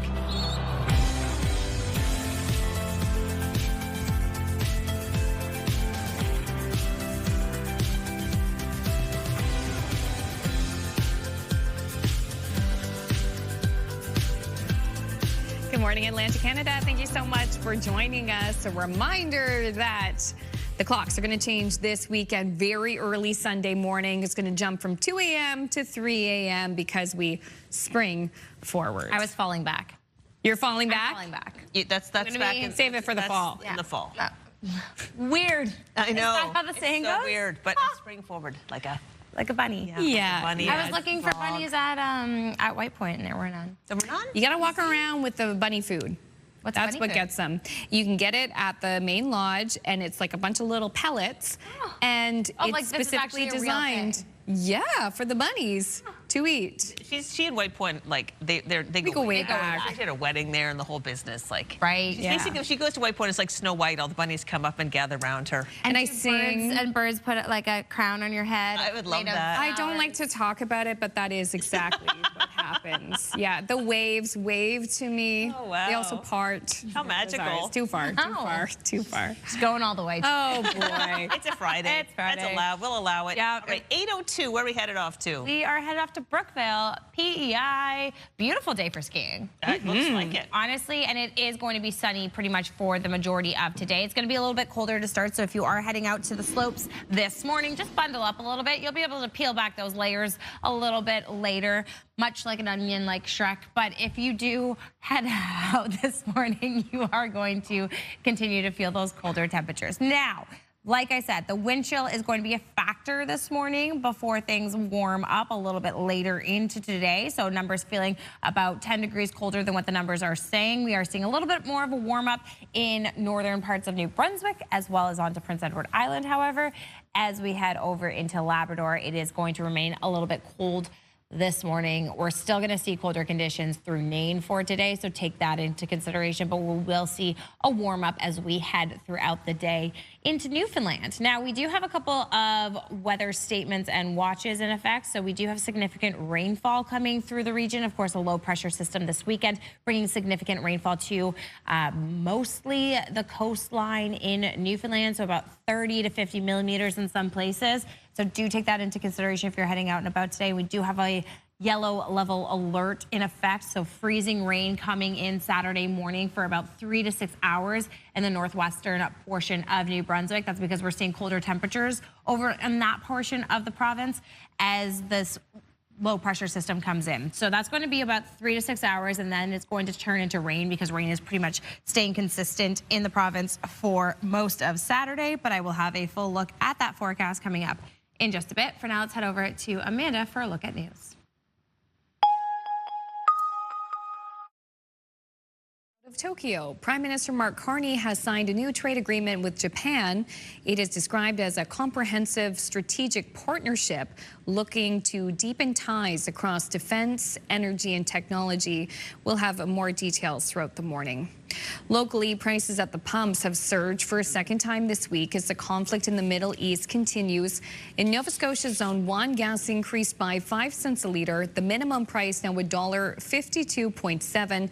Diesel surged by 10.3 cents. The minimum price now, we'll get to that in just a moment, 201, there we go, 201.5. And in Prince Edward Island, gas increased by nearly 7 cents a litre. The minimum price now $1.61.1. Diesel jumped for a second time this week. Now it's up by nearly 7 cents. The minimum price on the island, $2.10.8. And in New Brunswick, gas increased by 8 cents a litre. The maximum price now $1.50. And after increasing yesterday, diesel in New Brunswick actually decreased by nearly 16 cents. The maximum price, though, still just over $2 a litre. And there are growing concerns the war in the Middle East could soon disrupt shipping at our busy ports. The entire global supply chain is interconnected, so when there's a ripple in one place, it eventually will ripple out to other places. The U.S.-Israeli attack on Iran has brought shipping in the Strait of Hormuz to a near standstill. 20% of the world's daily supply of oil flows through the 33-kilometer-wide passage between Iran and Oman. Following attacks and threats of more from Iran, 200 vessels are now anchored in the strait, many carrying petroleum products or consumer goods. This higher inflation will impact the end consumer in a whole different number of ways. Costs for travel will increase. costs for groceries, in terms of the cost of getting groceries into supermarkets, will increase as well. And according to experts in the food industry, prices at the checkout could jump significantly within a few weeks. A Cape Breton police officer will face a judge on assault charges. The director of the Serious Incident Response Team says he believes Constable Charles Bourgeois committed a criminal offense during an altercation in late November. The officer was charged Thursday. He'll appear in court in Sydney on May 1st. Police in the New Glasgow area are warning the public about a high-risk sex offender living in that community. He is 43-year-old Matthew William Rosens, and he's been released under supervision. Rosens was serving time for a number of convictions in Barrie, Ontario, including assault, sexual assault, indecent act, trespassing at night, and criminal harassment.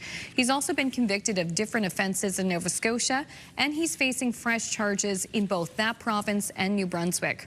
Rosens is prohibited from being anywhere near anyone under the age of 16, including parks, playgrounds and daycare centers, and he's prohibited from owning guns or ammunition. Police say they'll watch him closely to make sure he complies with the conditions. A Dartmouth man is facing charges after he allegedly shared explicit images with a person he believed was a minor, but who was actually an undercover American police officer.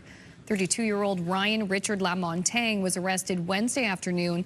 Along with photos and videos, police say Lamontagne was planning to travel to the U.S. to meet the girl.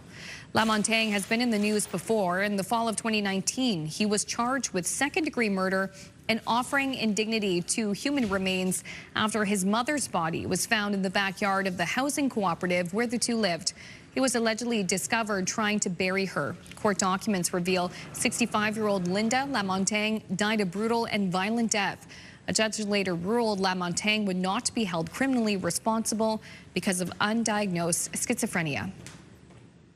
As the temperatures continue to fluctuate, emergency officials around here are warning people to be extra cautious when traveling along frozen waterways, which are beginning to soften.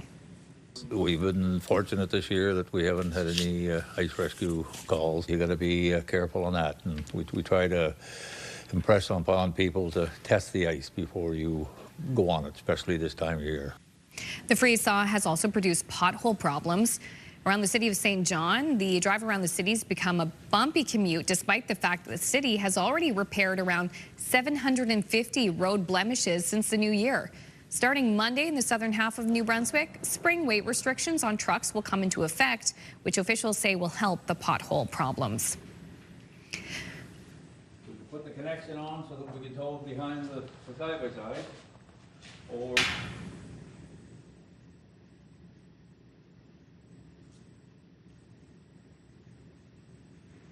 Finally, some tech news, as we have a tech issue there.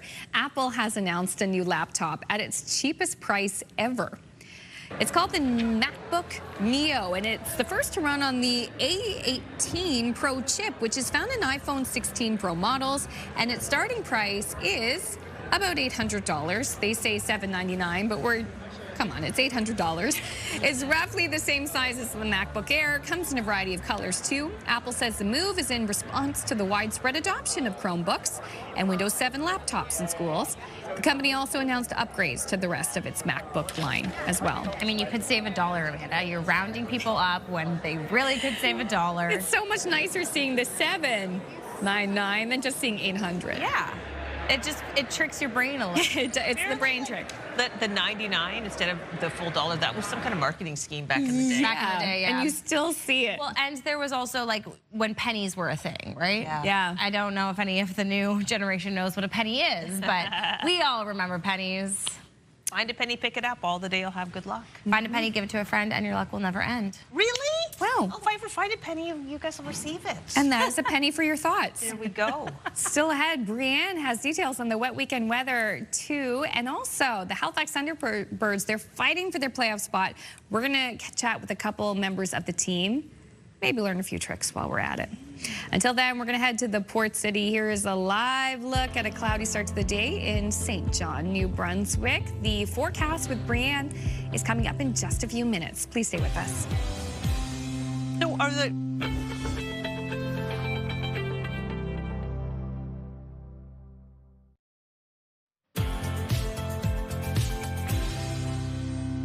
Good morning, Chester. Beautiful start to the day. 8:13, 8:43 if you're in Newfoundland and parts of Labrador, and that sun is starting to poke itself through. We're going to pretty much see sunshine across the region for today, which is great. We are seeing a little bit of a colder start to the day, though, and wind chill factors are going to be in place. So take a look at our temperatures because we're seeing colder temperatures up in northern parts of New Brunswick as well as over in Labrador. And then with the wind chill, it's going to feel a little bit colder than that. So just make sure you're taking that into consideration as you head out and about to start your day, but we should see clear skies coming through and that sun shining as well. Now, we do have a special weather statement in effect for this weekend, so that's pretty much going to impact throughout Newfoundland along that coastline. We're seeing about 30 to 50 millimeters of rainfall with that low pressure system that's coming into the region. We're seeing those warmer temperatures with that, but the give on the other side is that we're going to see some rain as well throughout the region. Now, we do also have a yellow alert statement in effect for parts of New Brunswick on Saturday morning. So that's for about 3 to 6 hours. We'll see some freezing rain coming with this low pressure system,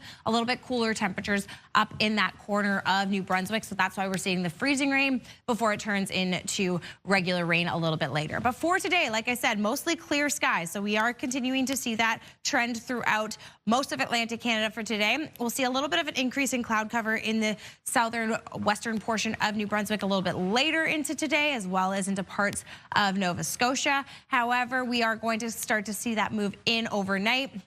And then we'll see this low pressure system coming through the region as of Saturday morning, mostly impacting into New Brunswick for Saturday morning. Now, taking a look at our temperatures for today, we're ranging between 1 degrees and -2, but that sun is shining, like I said, a little bit colder on the Gentle Island, but again, sunshine impacting there as well.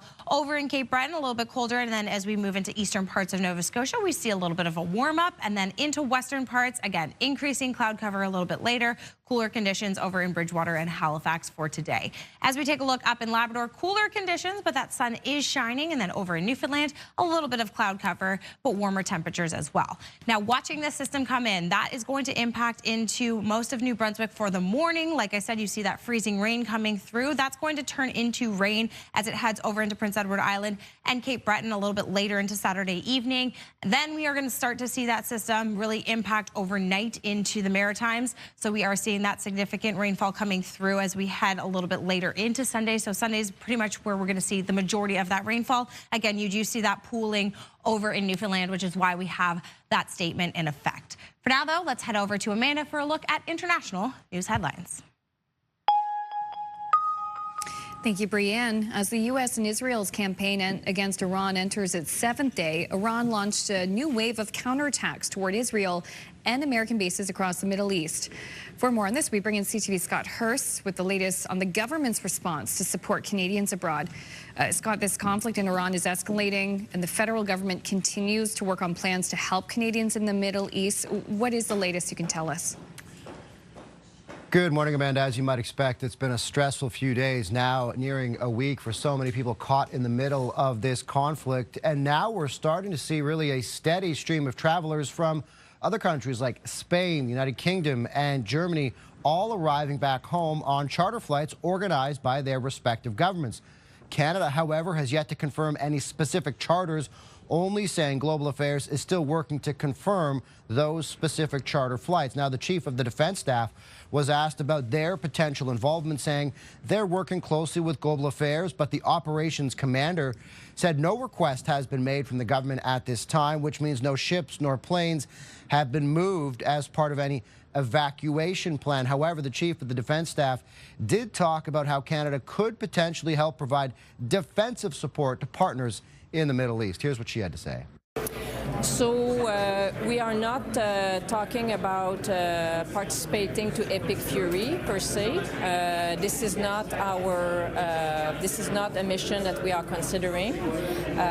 However, our Gulf partners may require defense and support. So within that context, these would be the type of military options that we could consider.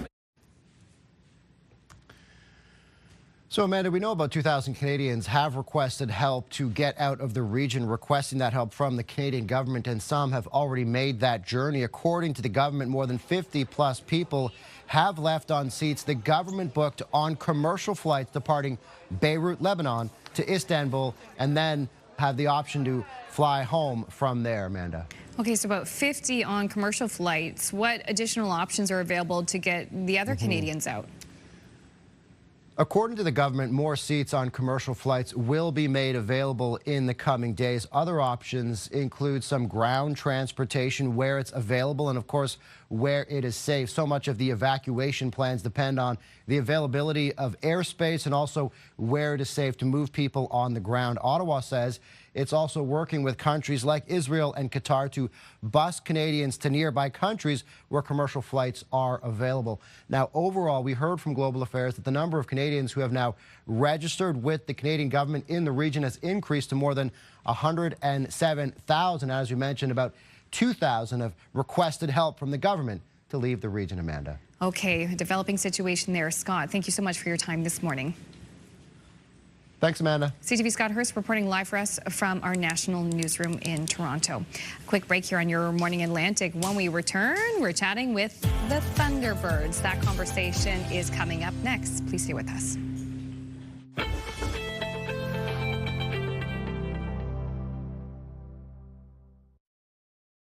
Move Mornings with Aaron and Peter. Weekday mornings on Move 100. The most fun in the morning. And home of the $1,000 minute. Only on Move 100 Halifax.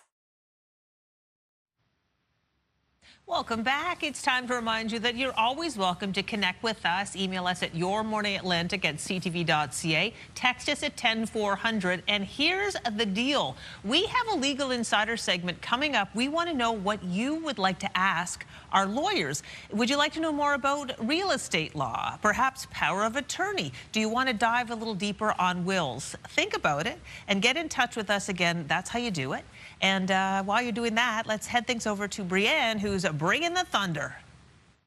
Thanks, Crystal. I'm not bringing the thunder, but these guys are, because that's what they do. Normally, we have to head over to the Nest to see them, but we welcome in Colton Armstrong and Tyson Bell to studio today. Thanks for being here, guys. Thanks for having us. All right, big game this week. I mean, it's been a whirlwind of a season so far. Big win against Calgary last game. Talk to us a little bit about the season, Tyson. Yeah, definitely not how we wanted to start the season, but you know, with the second half of the season approaching, I think a little bit of a lighter schedule, and you know, we're looking forward to, you know, obviously going after that win again after last weekend in Calgary, and we're excited for the task this weekend. Amazing. So we're playing Vegas. It's a big one, but explain to us why we're wearing these jerseys. Yeah, it's a Marvel night, superhero night. We decided to go with Spider-Man, and yeah. Do you guys get to choose the Marvel character or the Marvel theme? Yes, we do. I think it's actually fan vote, so. I think they're pretty sweet. Yeah. I mean, Spider-Man, the kids are going to love it. I think that's the most exciting thing, is to see the kids' reaction, and yeah. Amazing. And now we actually finally have back-to-back home games. What is it like? I mean, for people who have never been to the Nest, it's electric. But what is it for you guys on the floor playing at home? For me personally, it's the best. I mean, I get all my energy, and you know, I get my energy from the crowd and whatnot. Being at home, you know, obviously having the best fans in the league helps, and we're definitely looking forward to, you know, like I said, getting another win this weekend and getting this train rolling. Yeah, for sure. What about you, Cole? Yeah, it's the same thing. Like, it's the atmosphere in there is ridiculous. Like, you go out there, you get jitters, butterflies. The fans, win or lose, they'll be up on their feet, cheering us on. So it's awesome. But yeah, we'll come ready tomorrow night and get a win. I mean, coming into this one off a win is great, because then you have that momentum going into 2 back-to-back home games, which is your only back-to-back home games this year. Yeah. But there are opportunities for fans to get into a raffle for game-worn jerseys. What happens in that situation, and why is that important for the community? It's just we're giving back, right? Giving back to, you know, Halifax locals, and for us to do something like this, I think is not only cool for us, but it's also cool, like I said, for the kids and for the fans and for local businesses. Amazing. Yeah. I mean, it's such a good time. If you've never been to a Thunderbirds game, you really need to check it out. So Saturday this week, Friday next week. Are you guys going to show me some tricks? Yeah, if we got a ball, we got our sticks with us. Yeah. We got no balls. We don't have a ball. All right. Well, guess you don't get to see me make a fool of myself on TV pretending to play lacrosse, because I've never played that before in my life. So lucky you. But yeah, for people who have never been to a game, what would be your advice for coming to a Thunderbirds game? Be ready. get some popcorn. It's going to be exciting. Live music the whole game, action-packed, and yeah, it's fun. Atmosphere, get ready. There's some fireworks, explosions. So there are definitely explosions. As we head on to this March to May, what's the message in the locker room right now for the guys as we head closer to playoffs and want to get that spot? I think just stay positive, right? Stay even keel. It is a long season, and any game, anything could happen. So if we just, stick to our head coach's game plan and what he has in store for us that we practice, I think we'll be on the right path. Amazing. We love that. Obviously, you guys have jobs outside. So for people who don't know, like the travel schedule, how do you keep a schedule together? It's pretty tough, to be honest, but we make it work. Like, obviously, we play on the Friday or Saturday, so we kind of work during the week and then just obviously fly out. We do practice back home in Six Nations, but other than that, it's pretty tough, but we make it work. And obviously, back home, our wives do a lot of that work around the house, so it's pretty shout out to them. But other than that, yeah, it's good. I like that shout out before International Women's Day. Way to plug that goal. I'm proud of you. I'm proud of you. That was fantastic. All right, we'll head over to the Nest to see these guys on Saturday night. And for now, we'll take a quick break here on CTV Your Morning Atlantic. Maybe.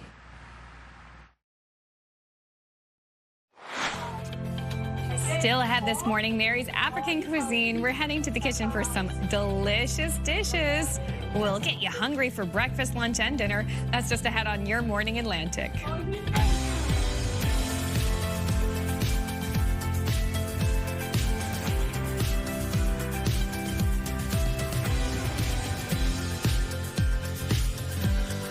Welcome back. It's our last half hour. It's 8:30, 9 o'clock if you are in Newfoundland and parts of Labrador. And honestly, I'm kind of happy that the guys didn't bring a ball, because I would have maybe pulled an Amanda and hit a light if I was trying to Pulled an Amanda and hit a light? That happened once. One time. One lucky shot, and I was aiming for it too. I'm gonna be at that game tomorrow. You are? Yeah. I'm gonna be in the Skybox. When I hosted the Special Olympics Gala a couple of weeks ago, and there were some good folks from Michelin who were at a table, and they had the top bid to go and see this game in the Skybox, and I get to join them. I love this. That's a nice. Well, first of all, thank you for doing that, but also it's a fun night. Fun. Also Special Olympics, Nova Scotia. If you've never seen a lacrosse game live, like, it is so much fun. Yeah. My mother will watch. I do the Ottawa games. I do sideline reporting for the Ottawa games, and my mom now watches lacrosse, and she's like, it was such an exciting game.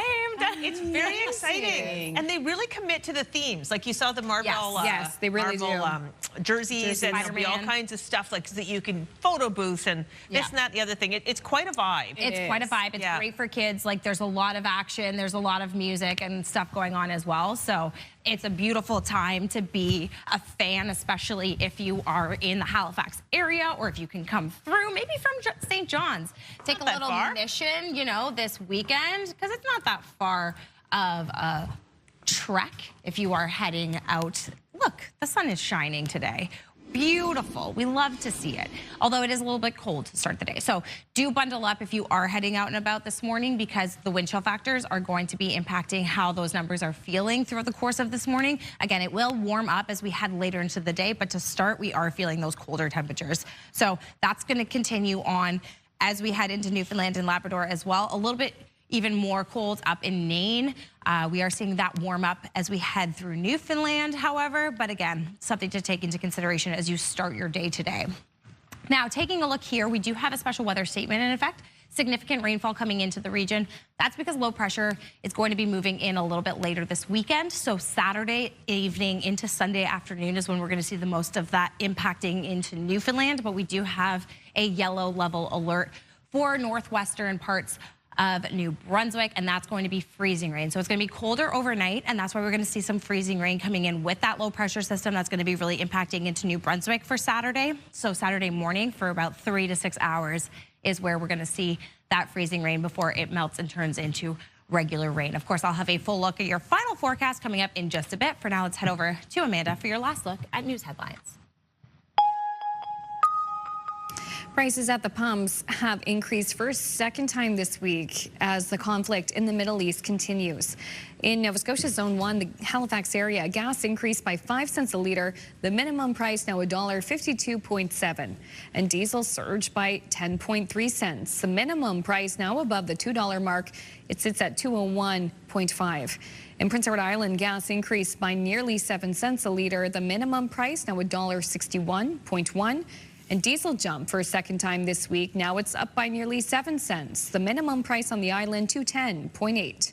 And in New Brunswick, gas increased by 8 cents. The maximum price, $1.50 a litre. Meantime, after increasing yesterday, diesel decreased by nearly 16 cents in New Brunswick. However, the maximum price still just over $2 a litre. And there are growing concerns the war in the Middle East could soon disrupt shipping at our busy ports. The entire global supply chain is interconnected, so when there's a ripple in one place, it eventually will ripple out to other places. The U.S.-Israeli attack on Iran has brought shipping in the Strait of Hormuz to a near standstill. 20% of the world's daily supply of oil flows through the 33-kilometer-wide passage between Iran and Oman. Following attacks and threats of more from Iran, 200 vessels are now anchored in the strait, many carrying petroleum products or consumer goods. This higher inflation will impact the end consumer in a whole different number of ways. Costs for travel will increase. Costs for groceries, in terms of the cost of getting groceries into supermarkets, will increase as well. And according to experts in the food industry, prices at the checkout could jump significantly within a few weeks. Police in the New Glasgow area warning the public about a high-risk sex offender living in that community. He is 43-year-old Matthew William Rosens, and he's been released under supervision. Rosens was serving time for a number of convictions in Barrie, Ontario, including assault, sexual assault, indecent act, trespassing at night, and criminal harassment. He's also been convicted of different offences in Nova Scotia, and he's facing fresh charges in both that province and New Brunswick. Rosens is prohibited from being anywhere near anyone under the age of 16, including parks, playgrounds, and daycare centers, and he's prohibited from owning guns or ammunition. Police say they'll watch him closely to make sure he complies with the conditions. A Dartmouth man is facing charges after he allegedly shared explicit images with a person he believed was a minor, but who was actually an undercover American police officer. 32-year-old Ryan Richard Lamontagne was arrested Wednesday afternoon. Along with photos and videos, police say Lamontagne was planning to travel to the U.S. to meet the girl. Lamontagne has been in the news before. In the fall of 2019, he was charged with second-degree murder and offering an indignity to human remains after his mother's body was found in the backyard of the housing cooperative where the two lived. He was allegedly discovered trying to bury her. Court documents reveal 65-year-old Linda Lamontagne died a brutal and violent death. A judge later ruled Lamontagne would not be held criminally responsible because of undiagnosed schizophrenia. Environmental groups in the U.S. and this country are sounding the alarm about a U.S. proposal to lift a long-standing speed limit to help protect the North Atlantic right whale. Calling it archaic, the U.S. National Oceanic and Atmospheric Administration announced yesterday it plans to change rules that require large ships to slow down in certain areas to avoid collisions with the animals. Officials insist new technology will help ships avoid the whales, but environmental groups argue it's a huge mistake, noting there are still fewer than 400 North Atlantic right whales left. Finally, the opening ceremony of the Winter Paralympics is happening in Italy today. The Paralympic flame reached the region last night ahead of the start of the games. The opening ceremony will take place in Verona, and because of its distance away, Canadian athletes will not be taking part. Instead, they will be celebrating in their respective villages. Canada will be represented by 50 athletes at the Milano Cortina 2026 Paralympic Games. Oh, Good such luck. an exciting time. Yeah. today's a big day. It all begins. It all begins. Oh, and it's nice just to travel back to Italy, right? As Indeed. well for those games. Nothing like travel, and that brings us to our Hong Kong contest. In case you missed it, it's another chance for you to enter this trip for two to Hong Kong, courtesy of the Hong Kong Tourism Board. The prize includes a round-trip flights on Cathay Pacific, 4 luxurious nights at the Park Lane, Hong Kong, $1,000 spending money, and a 3-day pass granting access to more than 20 amazing attractions. So, yeah, enter. What's stopping you? Nothing at all. Unless you work at CTV, we're not allowed to enter. That only increases your chances to win. Exactly. Use that QR code or go to ctvatlantic.ca, click on the contest link, and Bob's your uncle. Fanny's your aunt. Fanny's your aunt, exactly. And your cousin. If you do go, you need to go to Llama Island and go, because it's a fishing market. You get to walk through the island, and then you can go to a fisher, tell them which fish you want and which restaurant you want it cooked at. Really? Fun facts. Wow. That's your new. Hopefully you see some llamas too. Indeed. You definitely see spiders at certain times of Maybe year, it's but not like this time of year. I don't know. Anywho, we don't know why it's called Llama That's Island. Hong Kong. What's going on here? All right, we have lots going on in our community, of course, as we start here in New Brunswick. Amanda? Tire-toi une bûche Winter Festival. Thank you. I didn't want to butcher it, but it is a fun event of outdoor activities to enjoy, gathering where stories, tradition, and family and fun in winter all can come together. So a great time, toboggan contests, maple trees, hot chocolate tastings, and so much more. You can visit their Facebook page, and that is happening today until the 8th. Now, over on Prince Edward Island, you can head to the Tignish? Oh, Tignish. Winter Spring Market. I always mess up that word. I apologize in advance. But yes, you can head over to the Parish Center from March 7th at 10 a.m. to 3 p.m. So much to do. And so you can visit the Facebook page for all of those juicy details. And then in Nova Scotia, everyone is invited to the town of Windsor, Nova Scotia on Saturday, March 7th for a celebration of winter during the 3rd annual Winter Thing. Winter Thing? Yeah. So from fire pits to warm up to roast marshmallows, fundraising, barbecues, lots going on. So you can send an email to info@windsortownship.ca or just show up.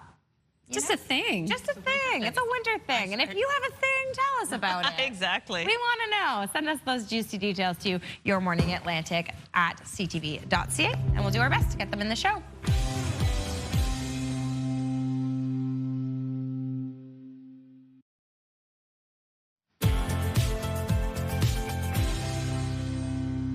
Good morning, Burnt Coat. Had a beautiful start to the day, 8:43, 9:13 if you're in Newfoundland and parts of Labrador. And yes, that's basically what we're going to see throughout the course of today, that beautiful sun shining. We could see things melt a little bit too because we are going to have some warmer temperatures settling into the region, though it is a cool start to the day. And we do have wind chill factors in effect. So make sure you are seeing what those temperatures are actually feeling like before you head out and about today, because the numbers might feel a little bit colder, especially as we start the day before that warm sun settles in. Now, we do have a special weather in a statement in effect for this weekend. On Saturday, we are going to see a significant system pushing into our region, and that's going to bring rainfall throughout parts of Newfoundland for Saturday night into Sunday morning. So we can expect about 30 to 50 millimeters of rainfall in certain areas. So that is something to consider as you head out and about on Saturday. And we also have a yellow level warning in effect for northwestern parts of Nova Scotia, or rather New Brunswick. That's going to see some freezing rain coming into the region. So Saturday morning for about 3 to 6 hours is when we're going to see that, because it's going to be colder conditions to start the day. Then once those conditions warm up, we'll see that change into rain, but that is going to be a concern for the morning. As we take a look here at our forecast for today, like I said, mostly sunny skies. So that's pretty much going to be the main name of the game for today. We'll start to see some cloud cover push in a little bit later tonight, especially in that western part of New Brunswick as well as Nova Scotia. And then we start to see that system coming in. So for today, we're seeing temperatures range from 0 to -2 degrees. That's sun shining throughout New Brunswick. Over on Prince Edward Island, a little bit colder, but that sun is going to be shining again. As we head into Cape Breton and eastern parts of Nova Scotia, we're seeing 0 to -4. Again, that sunshine coming through. And then from 3 degrees to -2 for western parts of Nova Scotia. Over in Labrador, cooler conditions, but that sun will be shining as well. And then as we head into Newfoundland, we are seeing those sunny conditions once again. So like I said, Saturday morning, we're going to see most of that rain impacting into New Brunswick. And then as we head later into the afternoon and the early evening, we'll see that impacting into Cape Breton as well as Prince Edward Island before it comes into Nova Scotia. Of course, pushing itself into Newfoundland and Labrador as well, which is why we are seeing that weather statement. And then Sunday is when we're going to see it really impacting throughout the course of the Maritime. So it's going to hang around throughout the course of Sunday before clearing out a little bit later in the afternoon. However, for more, we will have a weather update at noon from meteorologist Kaylin Mitchell. For now, let's go find out what's cooking in the kitchen. This kitchen is cooking. If you're looking for something tasty and authentic to eat in Halifax, look no further than Mary's African Cuisine. Mary has been in the food business for more than 30 years, learning tips and recipes from her mother and grandmother before her. We're very pleased to have Mary herself join us live in studio today to make us a traditional African dish with plantains. Good morning, Mary. Hi, good morning. How are you? I am so happy. I've admired your work for so long. It's a real treat to get to meet you in person. What are you making for us today? So today I am making my childhood lunch, which is red or gobe. It's basically black-eyed beans stew. Okay. Yes. With plantains. And we eat it with fried plantain, but you can also boil it or roast it, whichever way you want it. But normally it's fried plantain. Yeah. Yum. So this is something you grew up eating? Oh, yes. In Ghana? Yes. Now, I heard through the grapevine that you started a food business when you were in your teens selling rice. Yes. How did you get into the food business? Well, I am from a generation where, like, the family, that is what they do. Cooking kenke, fanti kenke, like in a food business. So I grew up picking it up. Yeah. Well, I know that your restaurant is very, very popular. And you also cater events, large and small. I do. What's your biggest seller at Mary's African Cuisine? That's a tricky question. Everything that I have there, it's really a big seller. Yeah. And it's customers that request, and then I put it on the menu and it stays. So everything is really popular there, yeah. Well, you can pop into Mary's African Cuisine on Barrington Street in Halifax, or you can check out her website. And if you go to the website, you can see all the different dishes. You have a lot of dishes. Yes. But what I love is the sides. Yes. Like you get a little combination plate with a few different sides. Yes, yes. I make it that way so that at least when you come there, you can get something to try. Yeah. Yeah, and I have food from all over. Although it's Mary's African Cuisine, like, I make sure I have bits and pieces from everywhere, so you come there and... So this is the red when it's all done. I know it takes a while to make it. So this is served with the fried plantains. Yes. Would this be a spicy dish? We have a way of eating it. Usually when we cook the beans, it's not spicy, but we add other stuff to it whilst we are eating it, so that determines the spiciness you want or not. Here I have coconut oil infused with a grain of salim, infused with grain of paradise and grain of salim and a little bit of pepper in it. Wow. And onions and ginger in it. And then I also have palm oil, which is this oil. It's red by color, no color added. Wow. Yeah, so if you are eating and you want it spicy, I will go for this oil one because it's spicy, but this one is not. The red oil is not. Yeah, so that is how we eat it, and then you add your gari, you add your plantain to it. Yeah. It sounds fantastic, and if you do go to the website or stop in the store, you have a lot of extra products too. You have juices, you have the different seasonings and things so that people can bring this experience home. We only have about 30 seconds left, Mary. Is there anything else you want our viewers to know? What I want viewers to know is that anytime you are downtown and you feel like your tummy is calling for something, just pop in at Mary's, and we have variety of food you can try out. Yeah. Yeah. I can't wait to pop in. I'm really excited to try some delicious home cooking from Africa. All right, well, Mary, thank you for coming in. You're welcome. And thank you for bringing in all these plantains. By the way, in preparing for this interview, I found out that the darker the plantain is, the better it is. Yes. Okay. It depends. Sometimes when it becomes darker like that, it's because people have touched it so many times. Yeah. So when you go to the store, you see. But that doesn't mean maybe it's the good one or the wrong one. Yeah. When you are buying plantain and you are looking for the ripe one, you look for the yellow one. Okay. You just like, it's just like banana. You give it a touch and see if it's... okay. Yeah. Oh, the control room's calling. It's time to go to break, Mary. Thank you so much. You're welcome. You can find Mary's African Cuisine on Barrington Street, or we put the website on ours. And in just a short while, we'll be eating some delicious red bread. It's 8:51. We'll be back to wrap up the show right after this. Good job. Welcome back. We're in the last few minutes of the show. We love this part because we get to share your text messages that you sent to us about some toys. You sent so many cool photos. I wish I could share them all. We only had time to really turn one around, but we have your answers. Let's start with Jay from Waikagama. I still have my Fisher-Price radio, Raindrops Keep Falling, which is over 50 years old, but it was lost and found years later in my parents' backyard. Looks kind of rough, but it still works. It's so cool. It's very vintage, yellow, so you know what, I know it. It's awesome. About. Yep. I have it. Yep, love it.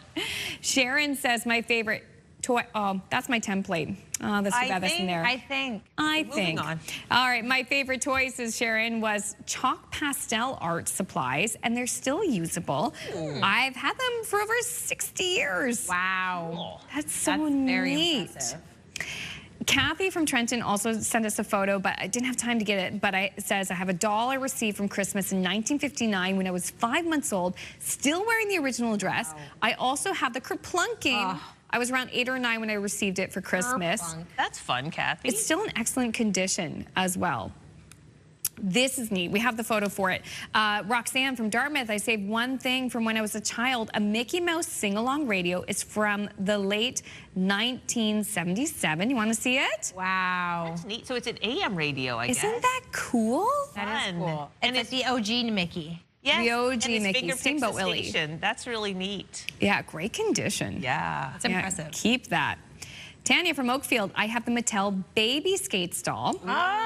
Tanya also sent us a text with a picture too. It was in the box. It's still in the box. Wow. A few other people said, I kept my Alf and Cabbage Patch Kid. Love it. Alf was a funny show. Yep. And another viewer texted us, baby boomers like me will remember these guys, Gumby and Pokey. Yay. For the win. Yep, I love it.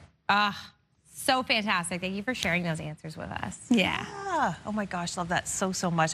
Toys are so much fun. We have so many toys up in our attic that we kept, and they're all ready to go. And sometimes we'll have kids over and we'll release them into this play area. And sometimes it's really sad. Like some of the young kids, they don't want to engage with the toys at all. They just go back and play on their iPad. Like, toys are fun. Yeah. It is fun. Yeah. The good old days when we didn't have iPads and we went outside and played. Exactly. What was it, the Sky Dancers too? Those little dolls that were like the flying bars. I loved those. Whip you in the head. Me too. I loved those. Boy, oh boy. Well, beautiful weather. This is our curtain call for the show on this Friday. But we want to tell you what's coming up on Monday. We'll get the details on the Girls' Night Out fundraiser this year in support of the great work they do at Hope Looms. Yep, we'll also chat with a pharmacist about staying healthy when you travel. And I'm going to tell you more about a little known part of Halifax history. Ooh, so you know you want to join us on Monday. In the meantime, bundle up this weekend and get out those rain boots. It's going to be a wet one. Have a good one.